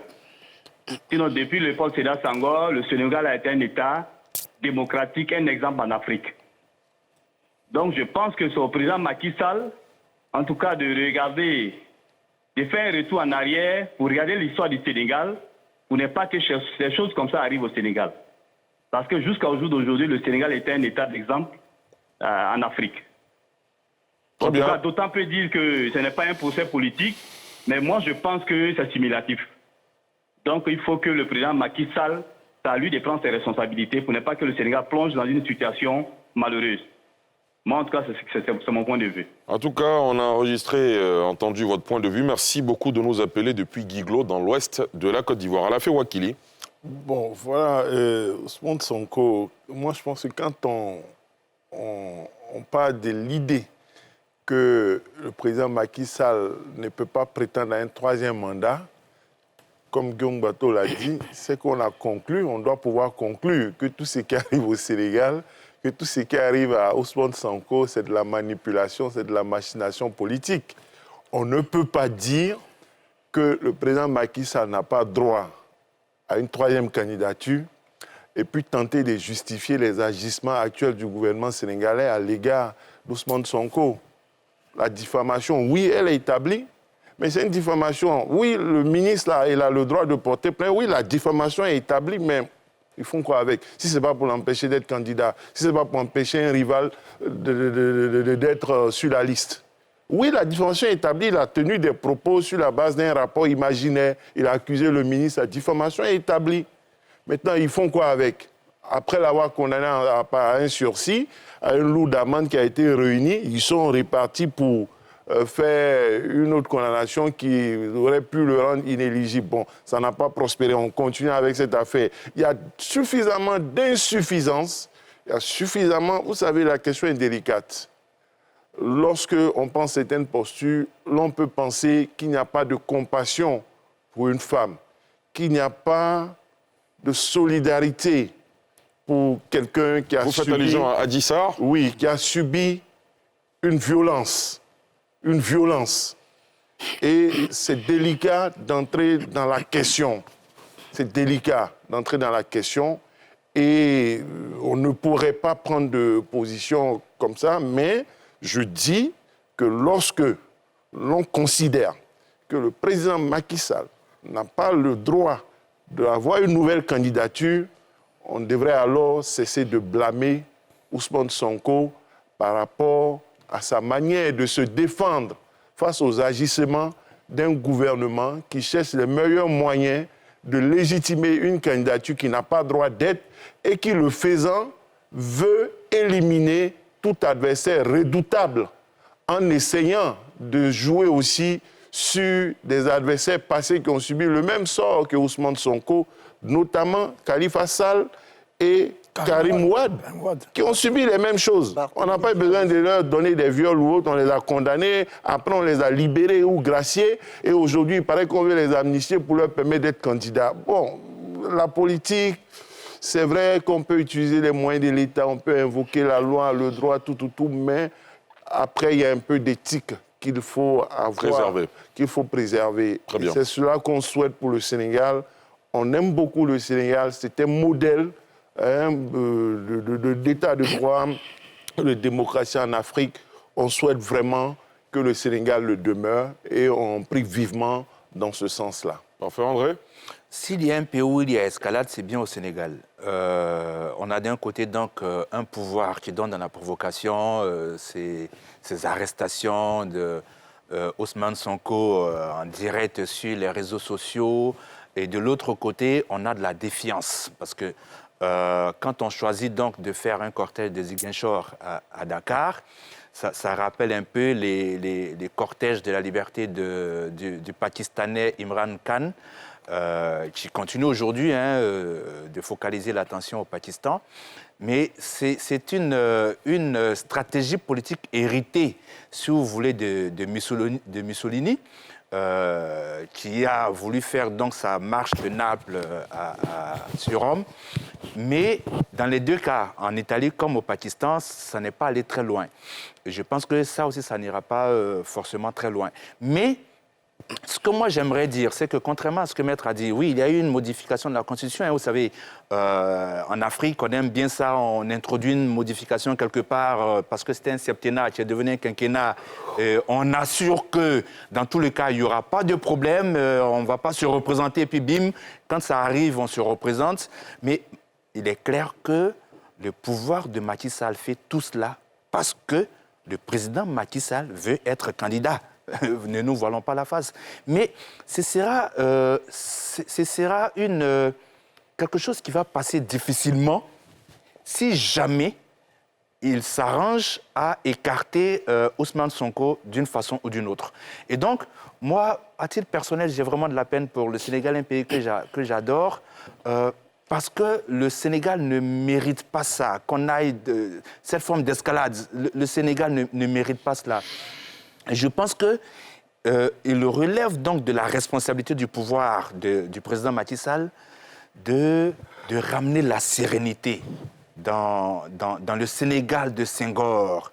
Et il revient donc au président Macky Sall qui a fait ses 2 mandats, qui devrait donc tirer les conséquences de cela. Le 3e mandat en Afrique pose problème.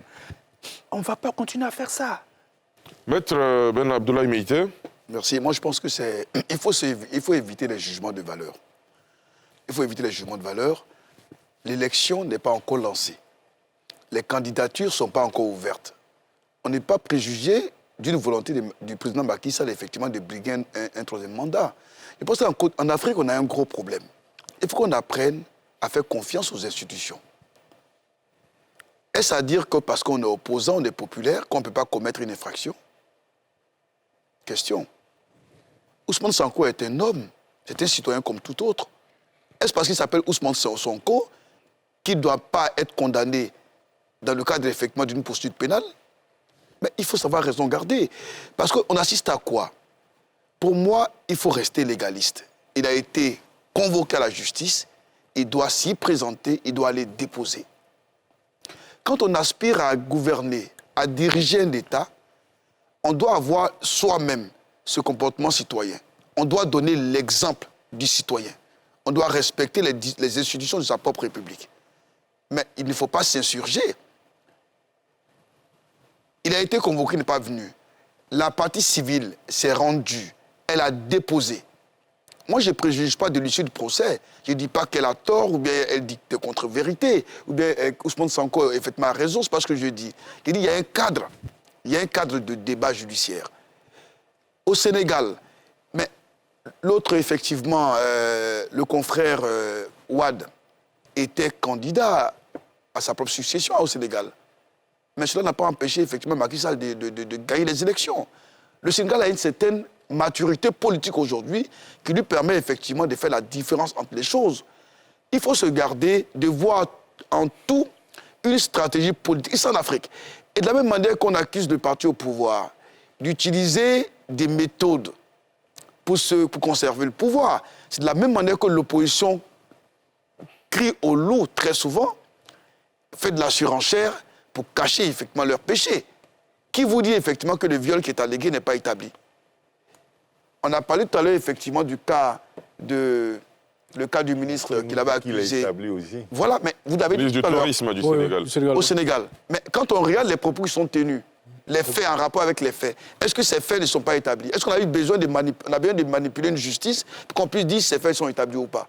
Moi, je pense, et j'en appelle effectivement à davantage de sagesse de l'opposition sénégalaise. Mais j'en appelle également à la mesure du parti au pouvoir sénégalais. Mais j'essaie de féliciter. Je félicite par la même occasion Macky Sall, dans sa volonté de créer un cadre de discussion. Il a manifesté une volonté de réunir... Discuté, maître? Comment? Qu'est-ce qu'il a discuté? Il doit faire ses bagages. On laisse terminer. Oui. Qu'est-ce qu'il a discuté? Vous savez la gestion d'un État. Vous avez dit qu'est-ce qu'il a discuté? Ce qu'il a discuté... Non, on n'a même plus le temps de refaire le débat. Ils sont dans un État. Ils sont dans un État. Dans cet État, lorsqu'effectivement il y a une situation de cette nature, il est important. On ne se lasse jamais de discuter. On ne se lasse jamais de dialoguer. Très bien. Je pense qu'il serait très précipité de dire par exemple que les faits qui se passent actuellement relève d'une volonté de Macky Sall de conserver le pouvoir. Monsieur, chacun aura droit à un carton ce soir. Ce sera juste un seul absolument. Et au pas de course, ce sera juste après ceci.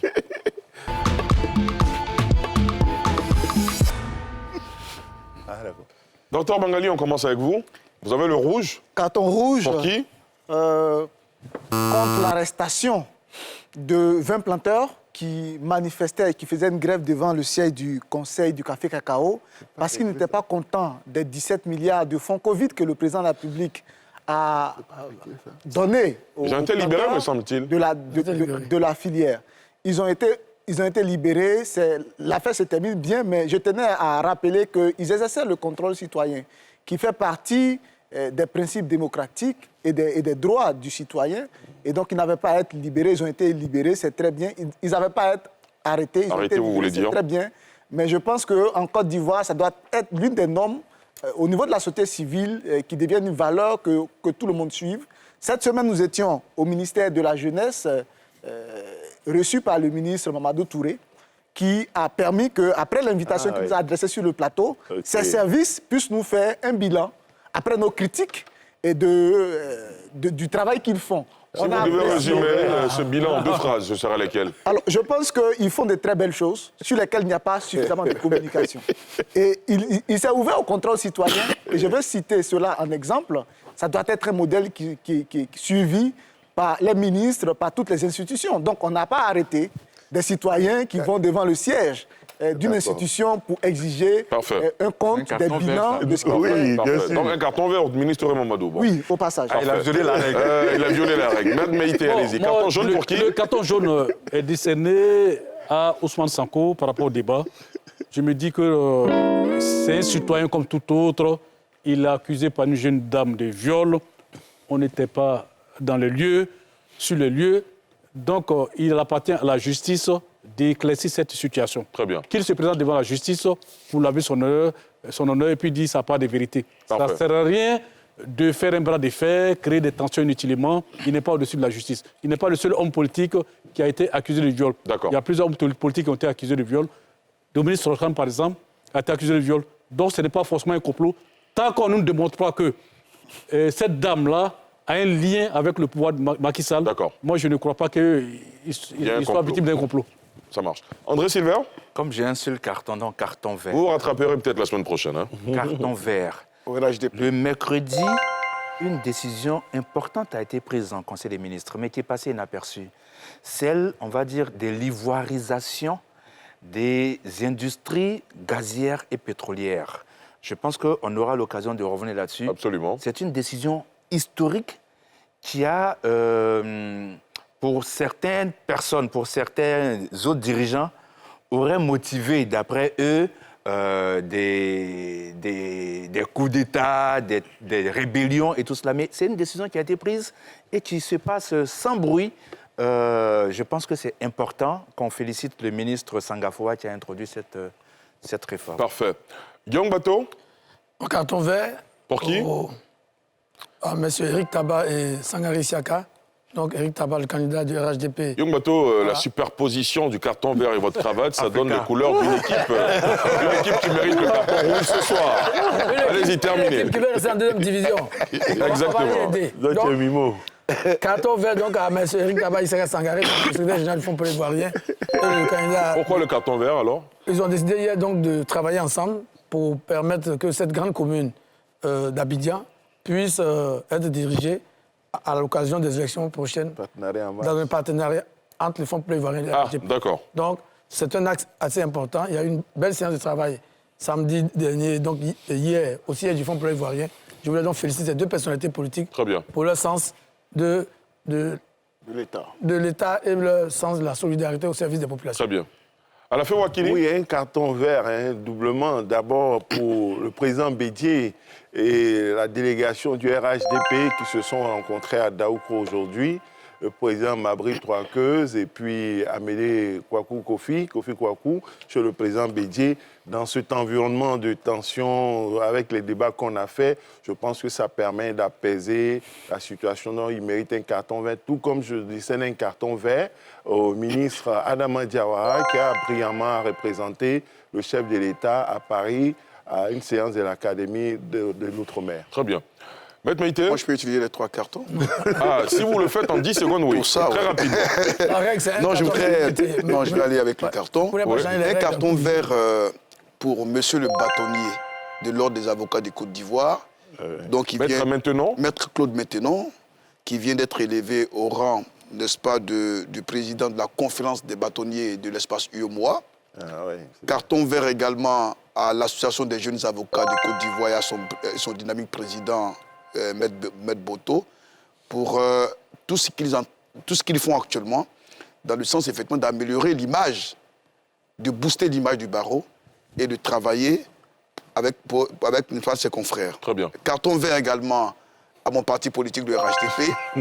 Carton vert à son dynamique secrétaire exécutif pour la parfaite organisation des différentes cérémonies de présentation des candidats. J'ai failli dire, on s'y attendait un tout petit peu. Carton pour la CEI. Alors, un carton rouge, monsieur, s'il vous plaît. Guillaume Bateau, s'il vous plaît, s'il vous plaît.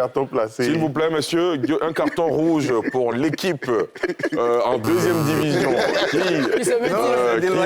qui se maintient en deuxième division pour l'instant, jusqu'à preuve du contraire.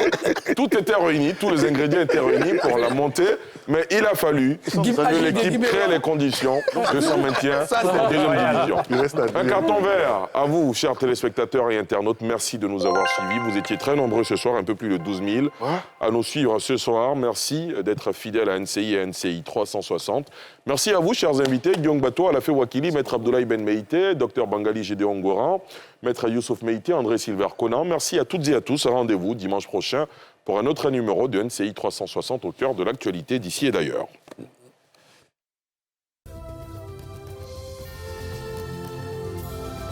Port autonome d'Abidjan, une référence internationale. Cette émission vous a été présentée par la SODEMI, la porte d'entrée du secteur minier ivoirien.